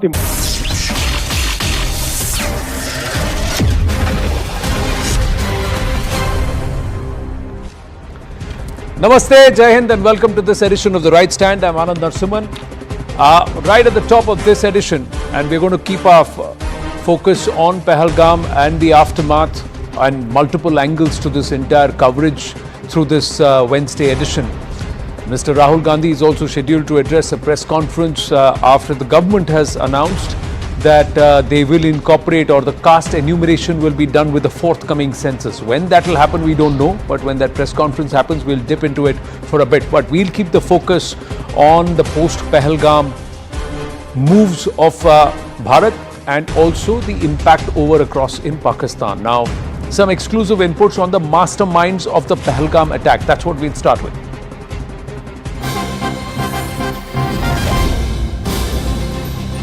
So here are the details. Hashim Musa, the mastermind of the Pahalgam attack, has been involved in 6 major terrorist attacks in Jammu and Kashmir in the last few years. So he's been operating in the region for a while. Musa is one of the 3 main conspirators. So the Jammu and Kashmir police has put out a reward of 20 lakhs on him. Any information, anybody that provides is crucial, is critical. This is how he looks like in the sketches. His pictures have also been circulated. Musa was involved in the October 2024 Ganderbal Gagangir attack in Kashmir, and in which 6 non-locals and a doctor were killed. He was also involved in the Bhuta Pathri attack in Baramulla, in which 2 army jawans and 2 army porters were killed. And according to NIA sources, there are 3 main conspirators of the entire Pahalgam carnage, the massacre. Among the 3 conspirators, 1 is in Jammu and Kashmir and 2 conspirators are currently in Pakistan. The first conspirator is the chief of the Lashkar-e-Taiba, Hafiz Saeed. The second is the deputy chief of the Lashkar, Saifullah. And the third is Hashim Musa. Hashim Musa is suspected to be in Jammu and Kashmir, for whom a massive search operation is currently underway by the security forces. NIA sources reveal Musa has been sent to Kashmir on a special mission by the Pak army commanders to attack non-Kashmiri people and security forces. So the action so far taken by the Jammu and Kashmir police: 1, 10 terrorist-linked houses have been demolished by the Jammu and Kashmir authorities. So what are the authorities doing? What's the counter-action that's happening along with the hot pursuit of these perpetrators? The second part, a 20 lakh cash reward for information on terrorists, has been already announced. Over 1,500 OGWs, overground workers, have been detained across Kashmir. 175 OGWs have been detained in Anantnag alone. Search operations are currently underway in over 10 districts of Jammu and Kashmir. Bharat has also banned 16 Pakistani YouTube channels for false narratives, and Jammu and Kashmir cops have raided the homes of terrorists in Doda and also Kishtwar. So some hard action is also being taken. Dr. Anand Ranganathan, author, political commentator and scientist with us. Ambassador Rajiv Dogra should be joining us any moment now, the former diplomat and also Consul General to Karachi. Lieutenant General KJS Dhillon is with us, former GSC Chinar Corps of the Indian Army with us, and Abhijit Iyer Mitra, Senior Fellow IPCS, is with me here in the studio. Good to have you here in person. But General Dhillon, first up, let me ask you, sir, if this person has been operating in Jammu and Kashmir for a while, why has it that we've not been able to get him? Good evening, Anand, and good evening to your fellow panelists, and good evening to your viewers. Person like Musa, who has been assigned a very specific target, is always kept under the wraps and is not exposed for minor things. ISI has a way of working wherein person whom they depend so much upon is never exposed to, he will never come to a village to pick up food stuff. He would never be involved in a small little things. He would always be kept in a hideout and he would never make transmissions. So it is very difficult to get a person like him who has a system around him, who cater for all his logistics. So he personally would never come in the forefront, and that is why he is not seen. He will never make communication. He is not heard. So he is a man on a mission. But notwithstanding that, the security forces, now that they got a whiff of him, sooner or later they are going to get him. But is it so easy to float around in Jammu and Kashmir for months on end, perpetrate at least 6 attacks and still escape the security grid or the dragnet? No, it's not so easy. And today, because the number of terrorists have come down to generally about what the media reports say, about 80, and out of them, 80% are from Pakistan. Hence, the local component within the terrorist groups has also reduced considerably. Pulwama hasn't had a terrorist boy getting recruited as a terrorist for last 2 years, what I was told. Now, this is the type of situation there. So, the terrorists who are high-value target for the security forces, like I said earlier, they would never come down to a village, they would never come down in open, and they would never expose themselves unless they are on a recce for a target, for a mission or for an action. And this is one of those things. Otherwise, in 90s and 2000s, we had terrorists who were operating for 10 years. But those days, intelligence was very sketchy, information was not there, mobiles were not there, so passing of intelligence by the locals was very difficult. Technical intelligence was more or less zero.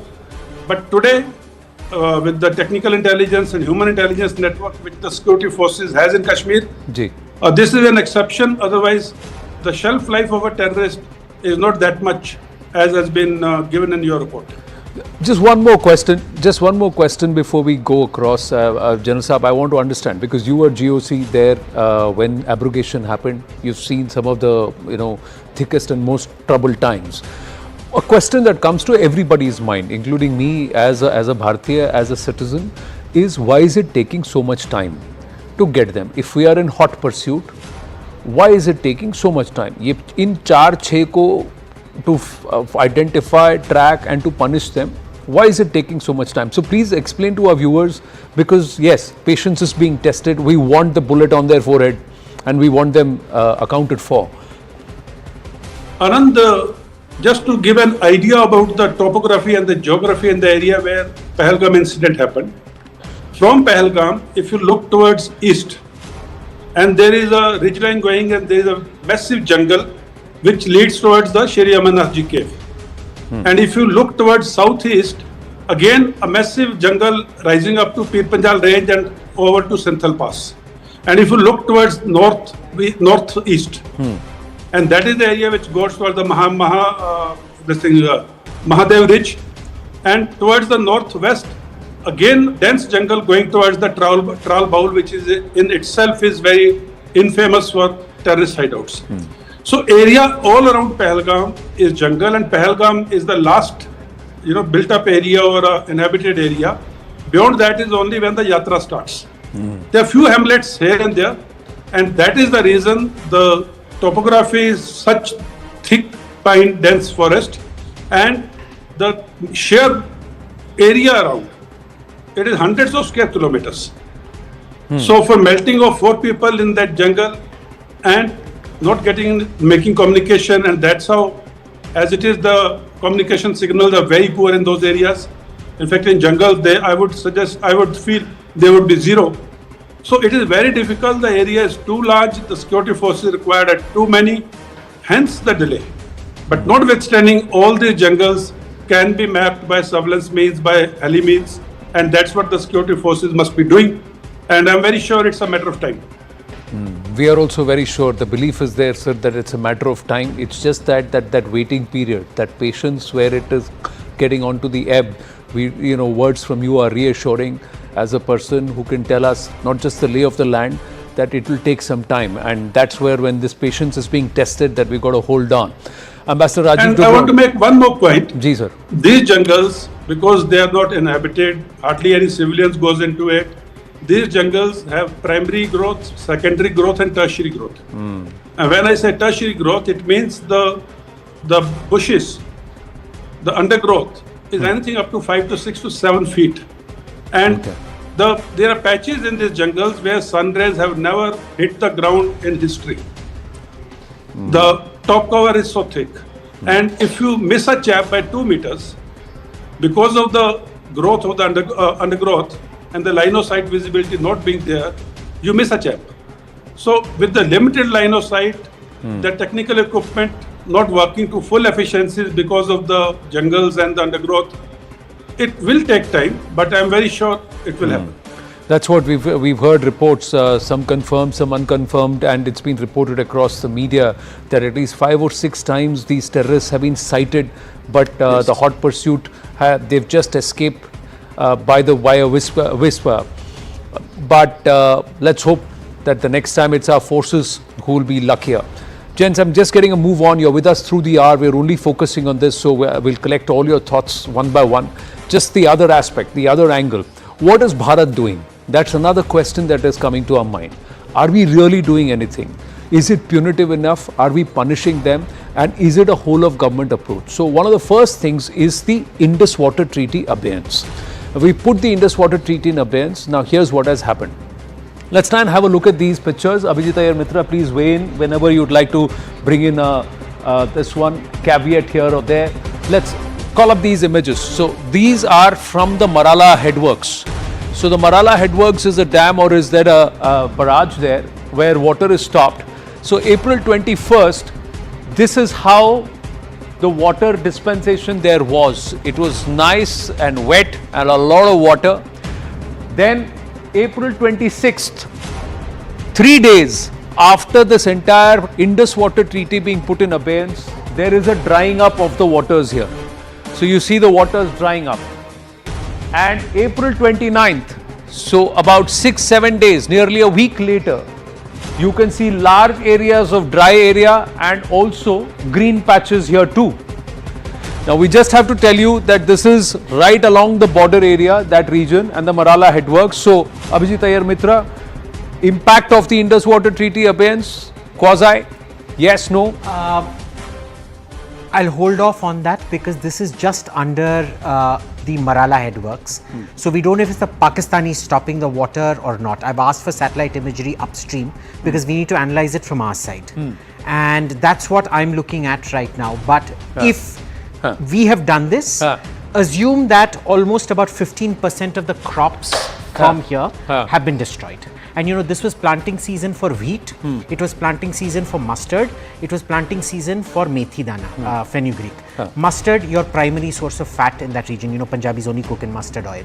Wheat, they're not a rice culture like some of us, they're a wheat culture. You're destroying a lot. Imagine you've achieved this much in about 7 days. Imagine what more you can achieve. You know what's going to be more devastating if we're the ones who have stopped this is when we open the dam and let a flood pass through. Because then what ends up happening is you destroy even more because the sapling has to be planted very close to the surface. It washes the entire sapling away. So this, you know, this notion that we have to hold back 100% of the water to cause 100% damage to the crops, that's not true. 1% variability of water can destroy 90-95% of the crops. Even if it is 1 MAF or 1 million acre feet of water up and down, and or 1 million acre feet of water extra. Exactly. Depending upon the timing, we can hurt them. So this is hurting them. If the Pakistanis themselves are stopping the water, then they are hurting their own people. Exactly. General Saab has put his hand up. Then I'll bring you Ambassador Rajiv Dogra and Anand Ranganathan. Abhijit Iyer Mitra and then General Saab. What these images don't show, which I've been seeing on satellite, is that some of the floods we've created with the Jhelum, they have actually sunk their anti-tank bunkers and things like that, inundated them. Inundated. Now, that is, we have not been able to confirm that, and some of those satellite images we have not been able to access. When we access it, we would share it here. This is what we've been able to access. So this water, and that too because we are upriver, we are the only nation in this region. The Chinese are sitting on thousands of million acre feet of water. They don't have with any of the 18 nations downriver. They don't have any water treaty. We are the only nation who have water treaties with downriver nations, be it Pakistan or be it Bangladesh. Yes, General Saab.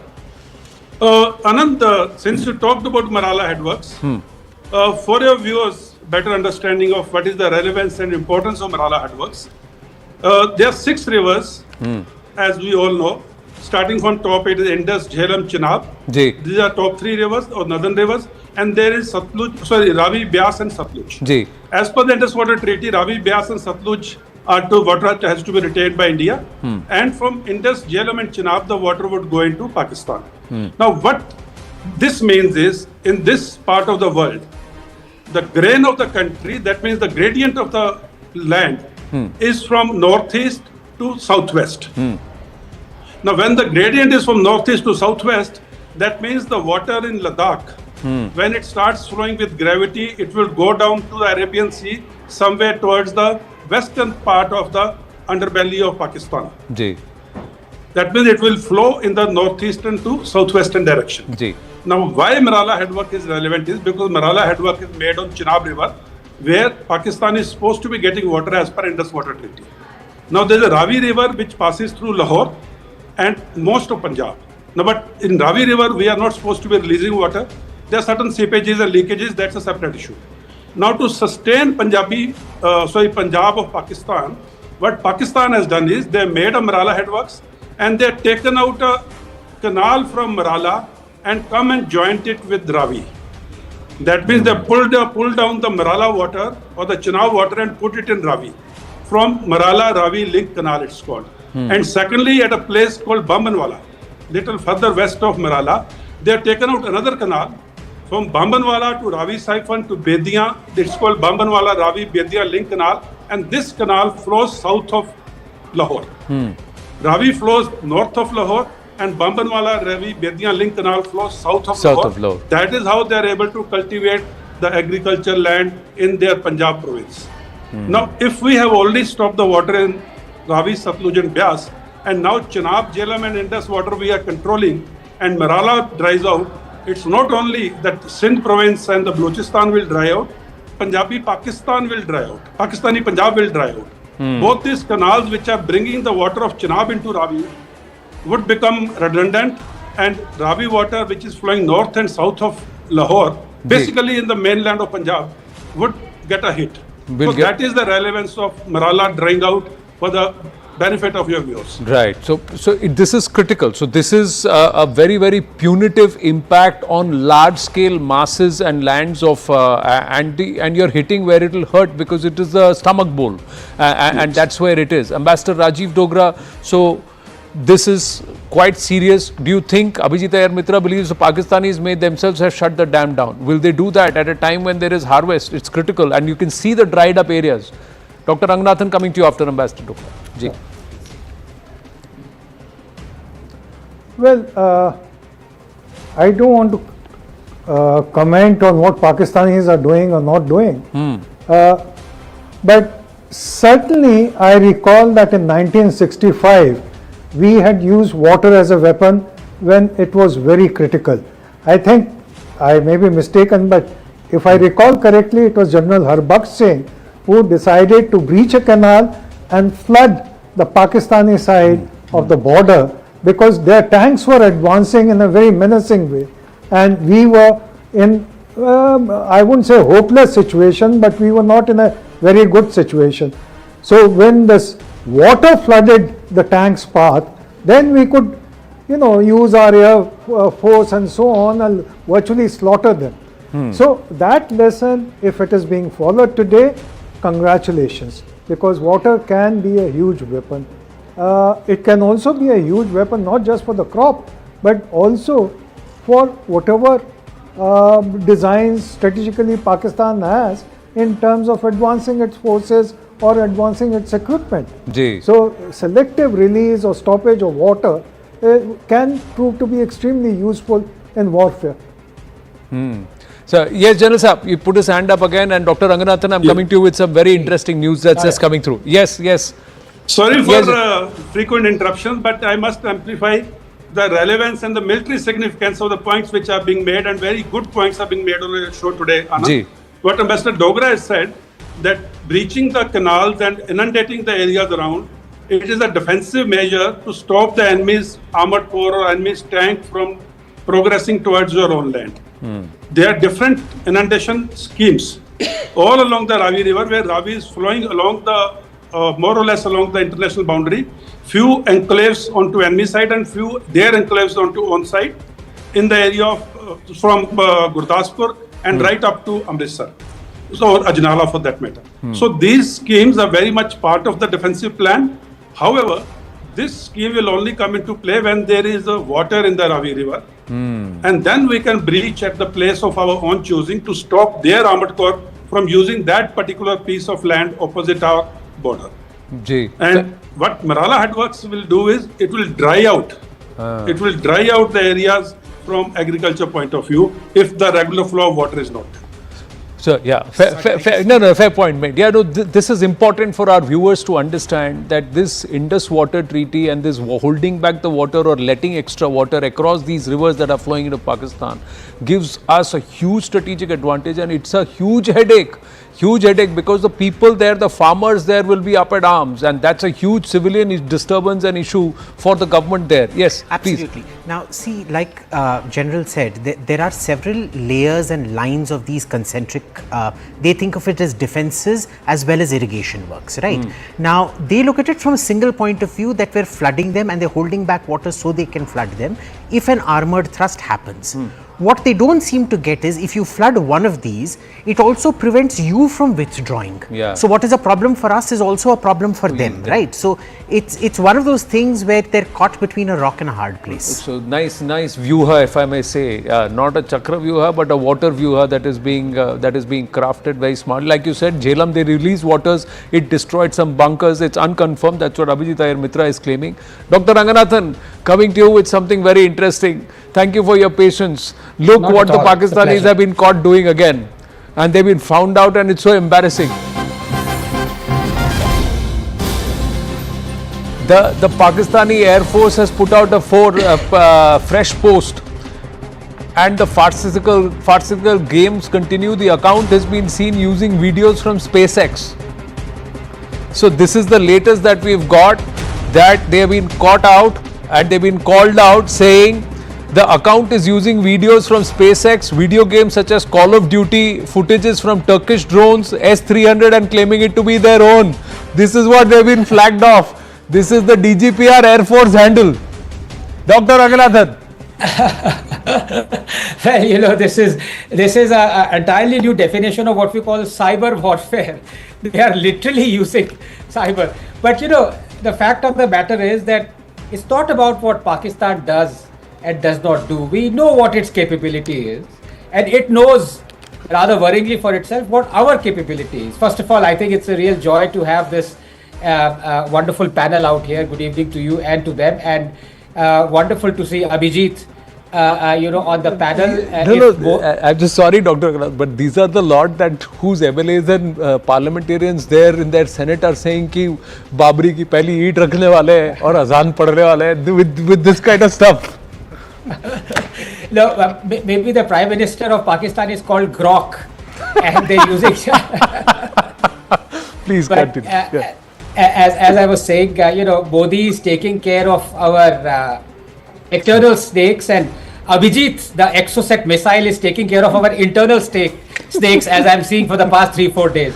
Although I object to your using the pun when you address Abhijit as Abhijit, weigh in on this. Please don't ask Abhijit to weigh in on anything, But yes, that was a PJ. 3 things out here. We talked about in the last 20 minutes about the external visible threat. One of the threats that General Saab talked about, and I couldn't just help but pick it up, is that how on earth was Musa so comfortable in Indian territory for possibly days on end, possibly months, unless we address this. And I saw you talking about this illegal immigration and the threat there. And we're going to come to that next, yeah. Right. So I think the thrust has to be as much internal, Anand, in conjunction with combating the external threat, because Musa could not have done what he has done without internal help. As I keep saying, the snakes might be Pakistanis, but the ladders are Indians, as is exemplified by what I said a week ago when the Pahalgam attack happened. We have 4 states that share borders with Pakistan, but such massacres happen only in Kashmir, not in Gujarat, not in Rajasthan, not in Punjab. The fact of the matter is that we are looking at the hyena outside our home but ignoring the elephant in the room. You make a strong point there. Yes. Abhijit Ermita and General Singh, General Dhilan, I'll come to you. So, you know, this isn't the first time they've used this kind of weird imagery, right? If you noticed at the DG ISPR press conference yesterday, they said Indian drone. I'm looking at it, it's a Chinese DJI drone. How did it become an Indian drone? They want to expose an Indian spy, they cover up his photo. Why would you cover up the photo of the Indian spy? Then did you listen to the audio recordings yesterday? Listen, the waiting media itself was laughing. They were laughing. And they thanked the foreign media and they gave the entire discourse in Urdu. So there was no foreign media. Exactly. And the thing was, you know, this is not how intel intercepts happen. You know, this happens in a Bollywood movie. Anand, tomorrow, no, you will strike that camera and I will give you a bomb and I will pay you money through phone pay. Okay.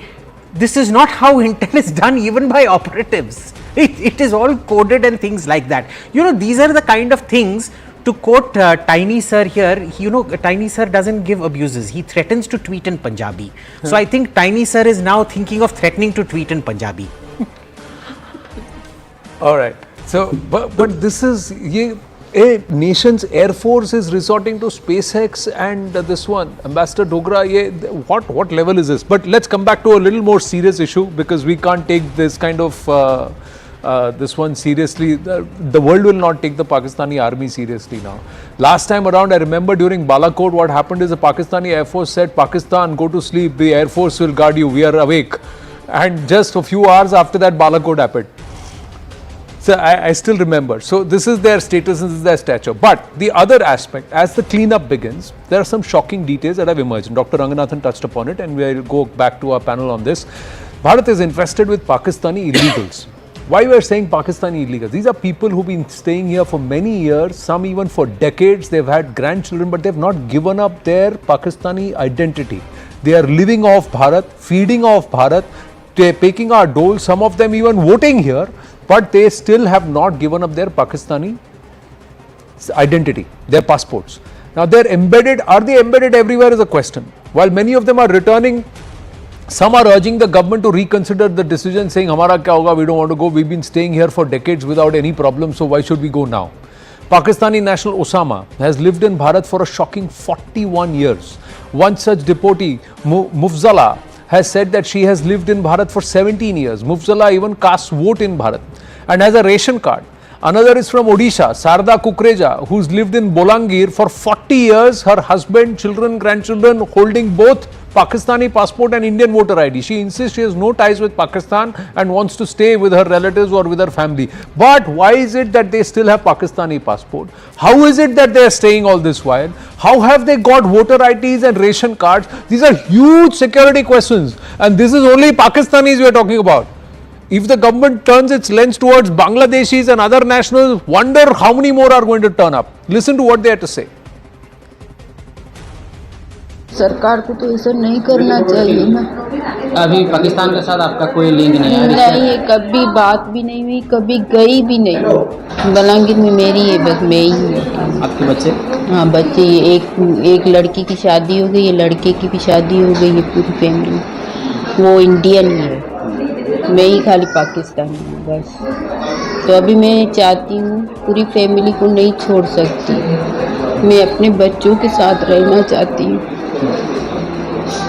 मैं आप लोगों को, सरकार को, मोदी सरकार को भी बेनती कर रही हूँ, मेरे को बच्चों से अलग मत करो। 15 साल होंगे यहाँ पर, गवर्नमेंट ने बोला था तो आप आ जाओ वापस, आपको बैठना यहाँ, आपको कोई मसला नहीं होगा, आप आराम सुकून से बैठेंगे। हम लोगों ने बनाया घर, हम लोगों के बच्चे छोटे छोटे थे, पाले बच्चे, तो घर बनाया, हस्बैंड मजदूरी कर रहा था, मैं पीछे से घर बनाती थी, छोटे छोटे बच्चे थे। गवर्नमेंट ने बोला आ जाओ वापस, आपको कुछ मसला नहीं होगा, आप बैठेंगे आराम से, जो यहाँ के लोग दिन निकालेंगे इस तरह आप भी लोग निकालेंगे। तो हम लोग आज बोल रहे कि यहाँ की गवर्नमेंट कि आप वापस जाओ, ये हम लोगों के लिए अच्छा है। मेरे 15 साल जो गुजरे वो अच्छे गुजरे। मेरा शोर मजदूरी कर रहा था, मगर मुझे सुकून था यहाँ पर, मैं नहीं जाती वापस। Ambassador Rajiv Dogra, these people, if they have made Bharat their home, why haven't they given up their Pakistani identity? One, but how are they so embedded? How have they got documents, etc.? This is a concern. Well, surely it is a concern. I don't want to comment on individual cases. Ji. That will not be fair because we don't know enough. But I can tell you from my experience that in Karachi, when we used to take pride in issuing 30,000 visas in a month, 100,000 visas in a month, we went up to 100,000 visas in a month. We always used to wonder how many of them actually stayed on.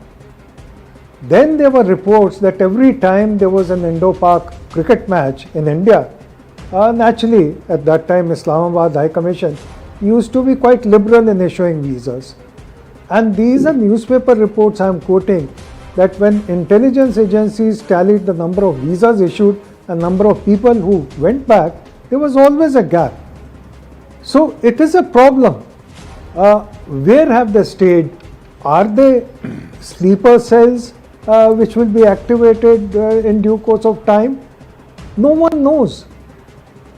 The problem is huge if you consider also the Bangladeshi 5 million who are staying on, most of them illegally. So I think it is time we woke up. Otherwise, we will be overwhelmed by the threat from within. Some believe it's not 5 but 50 million that Bharat is actually carrying out with these illegals, and it's a huge issue. But my other question is, if you want to make Bharat your home, why not give up your Pakistani identity? If you've got a voter ID card and if you've got a ration card in Bharat, Abhijit Iyer Mitra, then they should have a Bharatiya passport. If they don't, how have they got these documents? And how are they voting in our elections if they are not even citizens of our country? Also the question, what were we doing when we were doing the CA and NRC enumeration? How did these people escape the net? They've clearly overstayed their visas and things like that. What did we do to ever?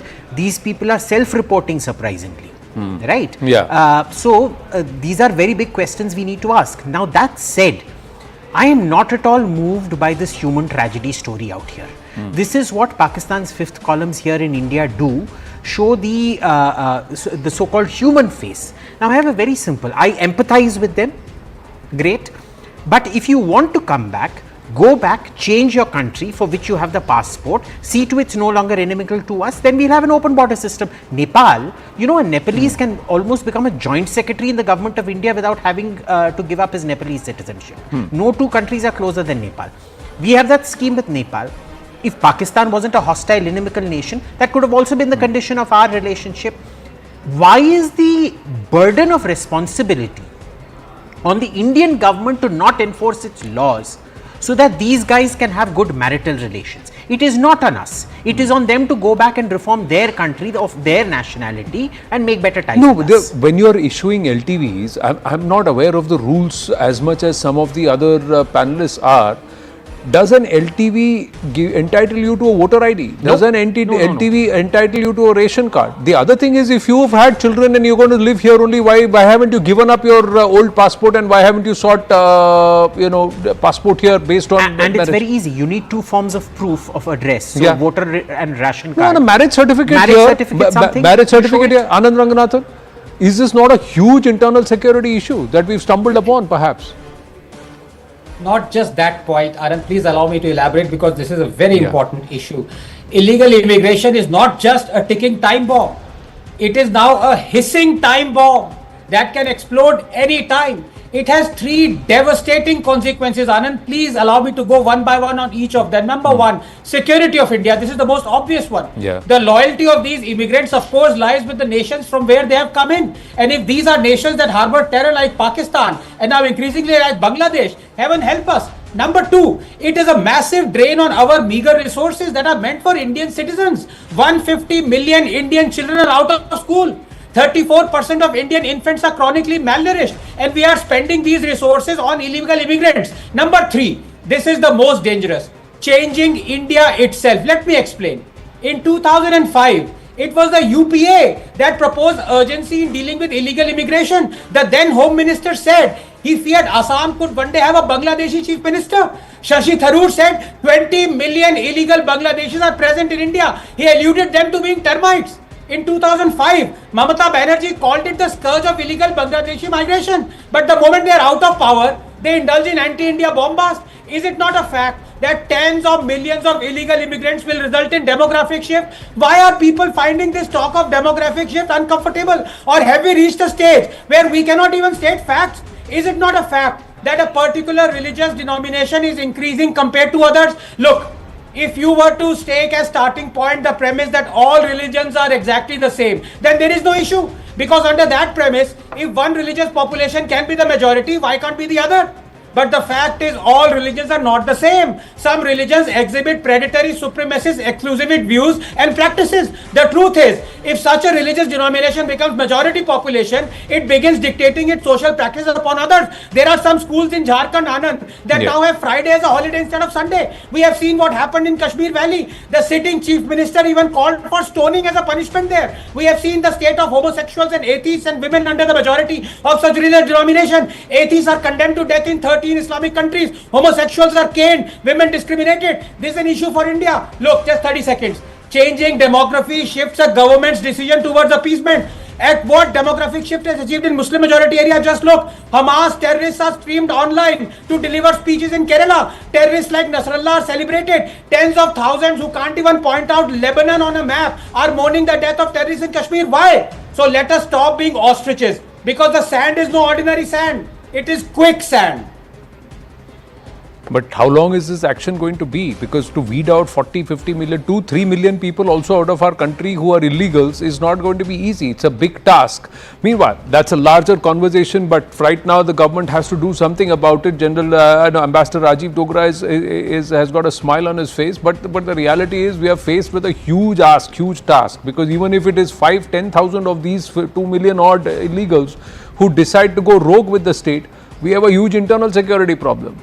Who's helping who, where, we don't know, Ambassador Saab. Quick word and then we'll move on. Ji. Well, I'm glad you got me in at this point, because one is taking these people out of the country. The other is learning a lesson from this demographic shift to our advantage. I have seen in a number of countries, Italy, Pakistan, and I can quote many other countries, but let me quote these two examples. After First World War, Italy got South Tyrol, which was a part of Austria earlier. So I was invited for some ceremony or the other to South Tyrol. When I went there, I saw signboards in German and Italian. So I asked the host, why in Italy you have signboards in German? He said, when we got this part, then Mussolini was in power. And he said, they are all Germans here in South Tyrol. Let me empty out prisons from Naples and Sicily and all the rowdy elements, shift them here till it becomes 51% Italian. We continue to give them the liberty of having their soccer tarta and their language, the German part, so that they can be happy. But this is now Italian majority area. What did Pakistan do after 47 in POK and northern areas, especially in POK? They settled Punjabis there. And the Mirpuri Kashmiris were all settled in UK, who still now constitute 70% of Pakistani population there. And that is why you have this famous UK tilt in favor of Pakistan. Why can't we shift our people in border areas of Jammu and Kashmir to start with? If you make a fair point there. Yes, Dr. Ranganathan, there's a counter there. Yeah. No, not a counter, in fact, a vociferous support of what the good ambassador has said. I think we seriously need to look at Disturbed Areas Act being implemented in border states that have now minority Hindu population. And we also need to look at possibly, not only reverting or restoring the demography of Kashmir, but also thinking along the lines of what Singapore has, ethnic integration policy. The fact of the matter is, it is a known fact that even Muslims are safe when Hindus are in majority. And there, the Hindus have been driven out. The Indic people have to be restored to Kashmir. That is the only solution where they will not be supplying ladders to Pakistani snakes.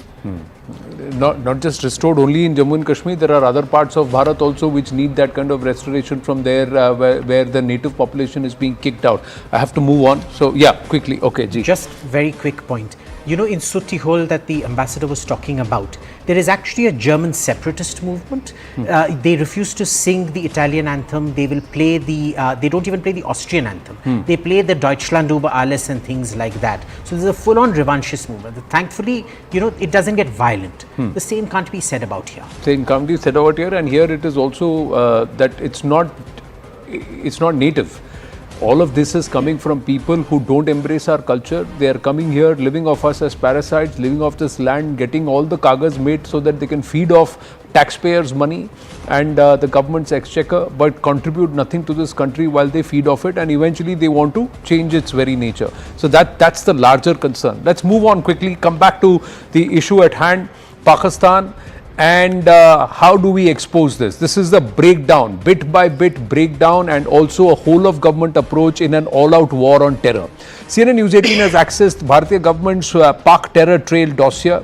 Bharat's dossier states that with instances of how Pakistan has sponsored, sheltered and exported terror for decades, and how Pakistan has used its soil as a launchpad for cross-border terrorism. Pak insiders like former Prime Minister Nawaz Sharif have suggested that Pakistan played a role in the 2008 Mumbai terror attacks orchestrated by Lashkar terrorists. Former Pak President Pervez Musharraf conceded that his forces trained militant groups to fight Bharat in Jammu and Kashmir. He confessed that the government turned a blind eye because it wanted to force Bharat to enter into negotiations as well as raise the issue internationally. Just a few days ago, Khwaja Mohammad Asif, Pakistan's defense minister, admitted that the country supported terrorist groups for more than 3 decades, calling it a mistake tied to US-led foreign policy decisions. Now, there are instances of how Pakistan is exporting terrorism globally.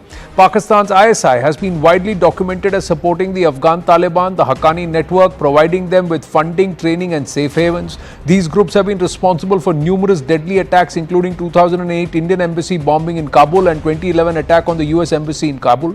The 2008 Indian embassy bombing was no operation by rogue ISI agents acting on their own. It was sanctioned and monitored by the senior-most officials in Pak intelligence. In April 2025, a Pak link emerged in the investigation of the Moscow terror attack. Russian authorities identified the mastermind as a Tajik national and are probing connections to Pakistan, with reports suggesting that the attackers may have logistical or ideological support tracing back to Pakistani networks. Pak-based Sunni extremist group Jaish-e-Adl has repeatedly attacked Iran security forces in Sistan and Balochistan provinces. In response, Iran carried out missile and drone strikes on the 16th of January 2024 inside Pakistan's Baloch province, targeting what it described as a Jaish-ul-Adl hideouts. Then 7 July 2005, London bombings carried out by 4 British Islamist terrorists were linked to training and indoctrination in Pakistan. 3 of the bombers, Mohammad Siddiq Khan, Shehzad Tanveer and Jermaine Lindsay, spent time in Pakistan between 2003 and 2005. 2011 US raid that killed Al-Qaeda leader Osama bin Laden in Abbottabad, Pakistan, exposed systemic failures in Pakistan's counter-terrorism efforts. Let's go back to our guests. General Dhillon, Ambassador Rajiv Dogra, why can't we use this to unite the world against Pakistan? General Dhillon, can we do that? Anand, the whole world is aware of it, and that is where I would say there are 2 things which the world is very, very scared of for the future generations. One is the Islamic terrorism, and second is the nuclear bombs going in the hands of irresponsible people. And like you very rightly brought out in the report, anywhere in the world, wherever there is a terror attack, the dots link up and come back to Pakistan. And Pakistan has the nukes, and God knows what happens tomorrow in Pakistan. Even today, we don't know who is in charge of Pakistan, whether it's the Prime Minister, whether it's the Army Chief. Suddenly, I came to know who is the Defense Minister of Pakistan, because Army Chief has gone silent for last 1 week. Otherwise, nobody knew who the Defense Minister of Pakistan was. So this is the state. So world has to understand, if the future generation has to be safe, they got to take out this Islamic Jihad military complex, factory. And they have to take out the nukes from their control. And that is where we need to unite, and we need to do all the things under Sam, Dam, Dand, Bhed to make sure world is a safer place to stay for the next generation. Just before I bring in Ambassador Dogra, I just want to weigh in on your thoughts on this. Now, over the last 6-7 days, Ever since the Simla agreement called off, Bharat said no more, we are not adhering to the ceasefire violations. Now these are the kind of violations that we are seeing. Is there a pattern to this and is there a design? Like if you look at it on the map, it was ceasefire violations by Pakistan first happened on the 22nd of April, day of the Pahalgam attack. It happened in Uri. Then on 26th it was in the Tutmari Gully. On 27th it was in Punch. Again 27th and 28th it was in Kupwara. On 28th again Baramulla. And then April 28th and 29th it was in the Akhnur sector, it was in Akhnur, and then it was in Sundarbani on the 29th. 29th there was also short intermittent firing and exchange between the forces as India retaliated strongly in Pargwal. This was on the IB. Again 29th it was in Naushera. So now is this a pattern? Should we read something into this, or is this a standard SOP? When the ceasefire violations start happening, is it the same continuum, General Dhillon? Anand, the ceasefire violations on the line of control, when the ceasefire agreement was not in a place, was a done thing. It used to happen day in and day out. And it's like this, whatever happens on the line of control stays on the line of control. But now that since we are in ceasefire agreement with Pakistan, Pakistan has been violating the ceasefire agreement every time they wanted to support the infiltration on the line of control. Now, ever since Pahalgam incident, these ceasefire violations are basically to rack up the morale of the troops and to say that we are aggressive and we can take on India. And as till now, as per the media reports and my information, it is limited to the small arms fire. Small arms fire is everyday routine thing on line of control, and it can be controlled at commanding officer level. However, when the bigger weapons come into play, that is the guns and the howitzers or bigger weapons, that is where the ceasefire violations become serious and casualties happen. But most pertinent point in this is the ceasefire violation in the Pargwal sector. Having a ceasefire violation on the international boundary is something which is not a routine. So my understanding is these are just to play up their sentiments and keep their troops in a little high morale and tell them that we don't care. We are okay. Nothing more than this. But once the D-Day comes, once the option, whatever we take, and we take in whichever sector, that is when the LC will be lit up, and that is where we can actually call it a ceasefire violation.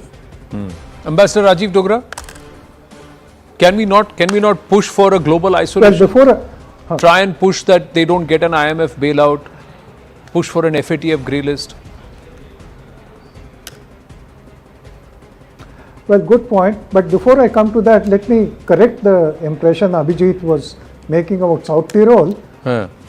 Demonstrations and so on are in fact tolerated because that lets out the steam of some kind of a frustration that we are under Italian occupation. And that is quite par for the course. But just imagine if Mussolini had not changed the demography, then the demonstrations would have been violent, just as we are experiencing in Kashmir and just as we might experience in the borders next to Bangladesh, border villages and towns next to Bangladesh. But as far as your point about international pressure, I think is very valid. Pakistan is in a serious economic position and it is waiting for finalization of IMF and World Bank's loans to it. If they hold on to even a fraction of the loan which is talked about, 10 billion or 20 billion, then the other lenders would also hesitate because they take their cue from these organizations who do diligence checking before they release the funds. So I think we should make the effort, whatever is possible, to try and persuade America and through it these organizations that at a time when... Can you please correct the... At a time... music. Yes, Ambassador Dogra, please continue. At a time when Pakistan is bent on terror activities, it should not be encouraged with financial injections. In fact, it should be shown the stick. So you're absolutely right on that. Sir, just the update for our viewers and to everyone, the Pak-India tensions has hit their stock markets hard. They're down 3,500 points today. The Karachi KSE 100 index crashed to intraday low of 111,192.92 points, down 3,679.26 points or 3.2%. So their markets have really crashed. So, but notice one thing, the Pakistani rupee is stable. So they are actually spending a lot of their reserves shoring up the rupee.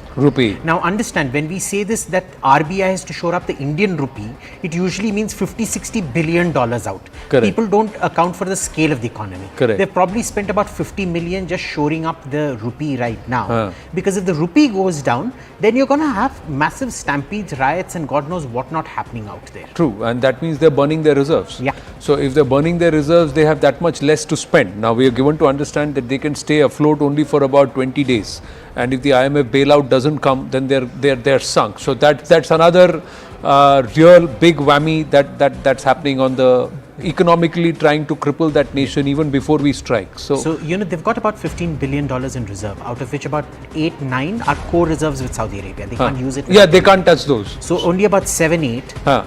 Right now, their expenditure is 1.35 billion a week. So they've got about, say, 5-6 weeks left. But war expenditure is insanely high. Okay. Even active deployment, you're looking at doubling of that expense. And if a war starts, you're looking at about $5 billion a week going down the drain. Which means you're probably down to about, like you said, 10-15 days. 10 days. Yeah. So we can wait those 10 days. Yeah. While getting them to do their sorties and military drills and night exercises every day and keeping them awake all night. So it's one whole week of sleepless nights for them. Another 1 week will only help our cause. Yes, Dr. Ranganathan. Yes. Pakistan has been trying hard for 75 years to defeat us on land, in air, underwater, and having failed miserably, is now indulging in cyber warfare, thinking that it can beat us in that department too. Know this, that you can assemble a whole army of famished bots and make them march towards us, they will meet the same fate as your real army did time and again once we expose it for its ineptitude. 3. Moreover, we are getting bored of your silly tricks peddled by semi-literate diplomats who have got their training in Pakistani madrasas that take pride in teaching beheading gestures. 4. Keeping this in mind, what has happened since last week is but a glimpse of the extent to which Pakistan will go to avenge its military defeats in our hands. 5. Besides, it doesn't augur well for a nation on the brink of total economic collapse to be occupying itself with our internal matters, and so सुधर जाओ. 3 बार घर में घुस के मारा है, चौथी बार आ गए तो पीओ के लेके वापस आएंगे. नहीं, चौथी बार आएंगे तो फिर घर नहीं रहेगा. That's what it is. So that's what it is. चौथी अभी तो अब आए भी नहीं, आने वाले हैं में इनकी हालत खराब है. जब पहुंचेंगे तब क्या होगा? Another thing, but this entire terror toolkit, this has been a tool or instrument of state policy. Groups like LET, Jaish-e-Mohammed trained to execute attacks in Kashmir and in Bharat, across Bharat, Jammu and Kashmir and across other parts of Bharat. It also helps keeping this entire conflict, dispute aspect internationally alive and to try and keep doing this. And of course, that entire post-71 thing about bleeding Bharat with 1,000 cuts strategy. Now, the Pak army uses terrorism to justify its dominance over Pakistan's civilian institutions also. Now we got more inputs coming through. Intel sources have highlighted that Jaish has issued orders to all its cadre. Jaish and Lashkar have asked their cadre to be on high alert and help Pak army inside Bharat. Jaish and Lashkar have asked their cadre sitting in Bharat near Pir Panjal range to try and block the highways if there is a escalation in the conflict, or if there is an escalation. They have also asked the cadre sitting inside Bharat to damage the house of police forces the same way terrorist houses have been broken. And in their communication, they have said, don't bother about civilian killings. So this is the kind of messaging that is coming across from the other side. Can we not push for an FATF grey list, Abhijit Ayurmeta? Final round of thoughts from everyone in terms of how well and how much more calibrated we can be. How can we perhaps bring this enemy not just on their dream, so the thing but on ground? In the FATF, you have to get a lot of countries on board, and countries like, say, for example, Turkey or Qatar will never come on board, right? It becomes very difficult because remember, our sentiment with regards to Ukraine, he's hit you, why is that our problem, is their general attitude to us. They've hit us, why is it their problem kind of thing. So it's not something they're going to agree to very quickly. as long as it's Pakistan's cost as opposed to the cost of a president, they're not going to agree to it very quickly. But it doesn't really matter because if you burn through their reserves, fund आए ना आए क्या लेना देना, जलाना ही तो है ना. That's there. But I think this whole of government approach, somewhere punitive action has started, viewers. It's not necessarily it's got to be kinetic. You don't need to go there and bomb them. There are other ways of trying to bring the enemy to ground and render them so weak that they can't respond when we deliver the final telling blow. And that's also around the corner. Have to wind up, I have to cut this short because Rahul Gandhi has spoken on the caste enumeration aspect of the forthcoming census. So we'll wind up with what he had to say as he addressed a press conference a short while ago. और हमने ये भी कहा था कि 50% की जो cap है, जो आर्टिफिशियल दीवार लगा रखी है, उसको भी हम तोड़ के हटाएंगे. पता नहीं क्या हुआ, सडनली 11 साल बाद नरेंद्र मोदी जी कहते थे कि सिर्फ 4 जाते हैं. सडनली कास्ट सेंसस का अनाउंसमेंट किया. हम इसको सपोर्ट करते हैं, पूरी तरह सपोर्ट करते हैं, मगर हम टाइमलाइन चाहते हैं. हम जानना चाहते हैं ये कब तक होगा, और ये एक पहला कदम है. तेलंगाना एक मॉडल बना है कास्ट सेंसस के लिए और वो ब्लूप्रिंट बन सकती है.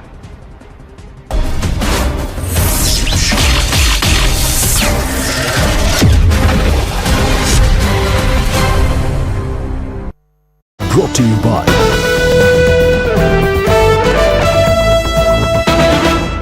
So the Marala Headworks is a dam, or is there a barrage there where water is stopped?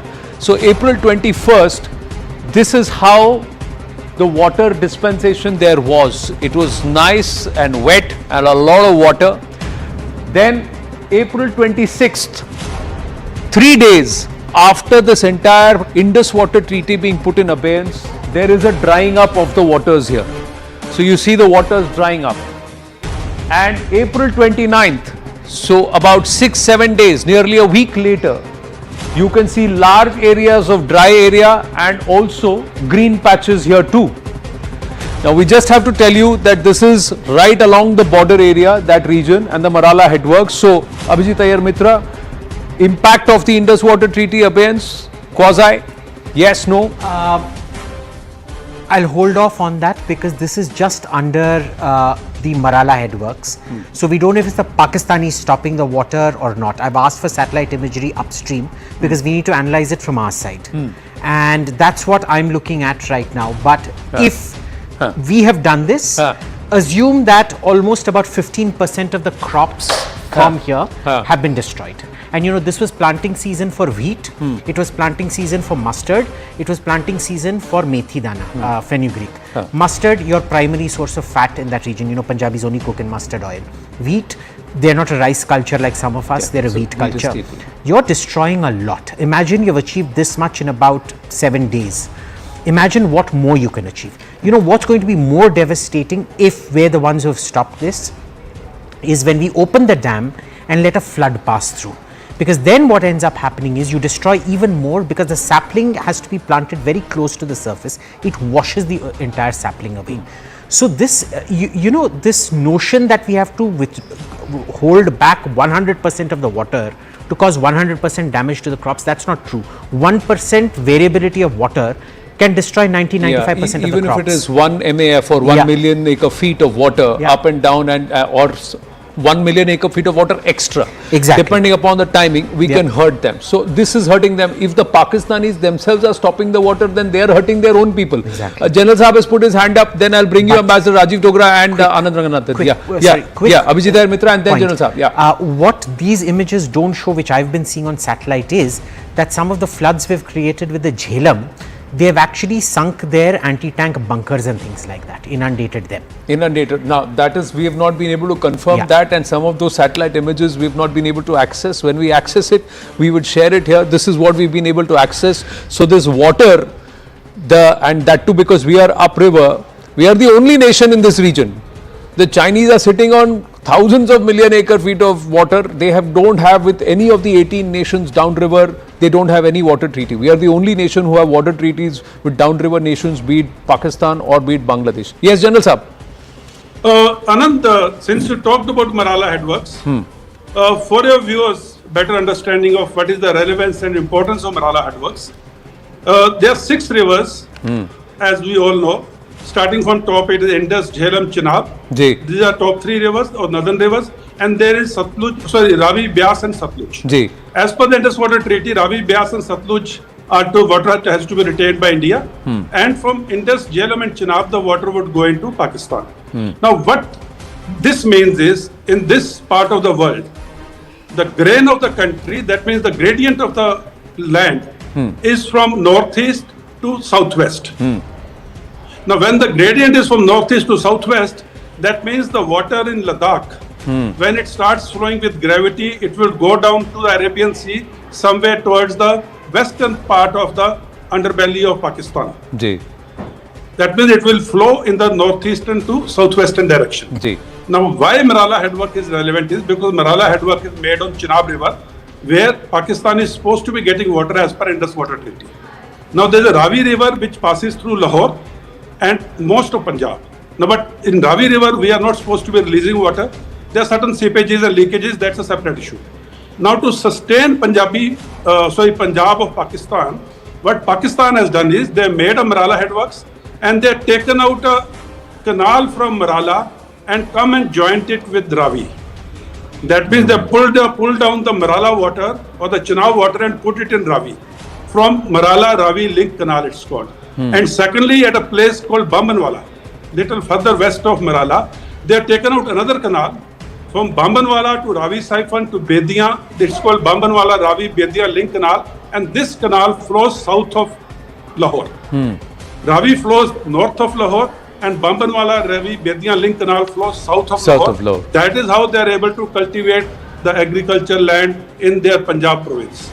Now, if we have already stopped the water in Ravi, Satluj, and Beas, and now Chenab, Jhelum, and Indus water we are controlling, and Marala dries out, it's not only that Sindh province and the Balochistan will dry out, Punjabi Pakistan will dry out, Pakistani Punjab will dry out.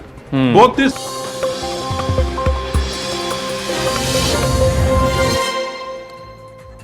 Good evening, this is Brass Tacks. I'm Zakir Jacobs.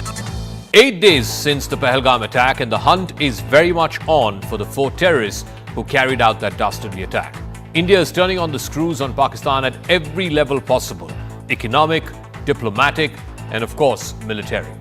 In one of his first public comments on the Pahalgam attack, the Prime Minister vowed that this shall be avenged. He said both the terrorists and their backers will have to pay for this. He said the government would not allow terrorism's evil agenda to succeed. Since then, he's made several strong statements warning the terrorists India is unafraid of terror, and that India will pursue, track, and hunt down and hold each of these terrorists accountable, including their backers who planned this heinous attack. And that tone has continued into all of the meetings that he's held over the last 24 hours. In fact, he met with all 3 service chiefs, the Army, Navy, and Air Force chiefs, along with the National Security Advisor and the Defense Minister yesterday. Voices against terror are also growing globally. India has found support in almost all of its friends, partners, and allies, but there is a word of caution that's coming in from some quarters. In fact, US Secretary of State Marco Rubio is likely to dial Dr. S. Jaishankar. Today is what we're given to understand. The United States State Department has been asking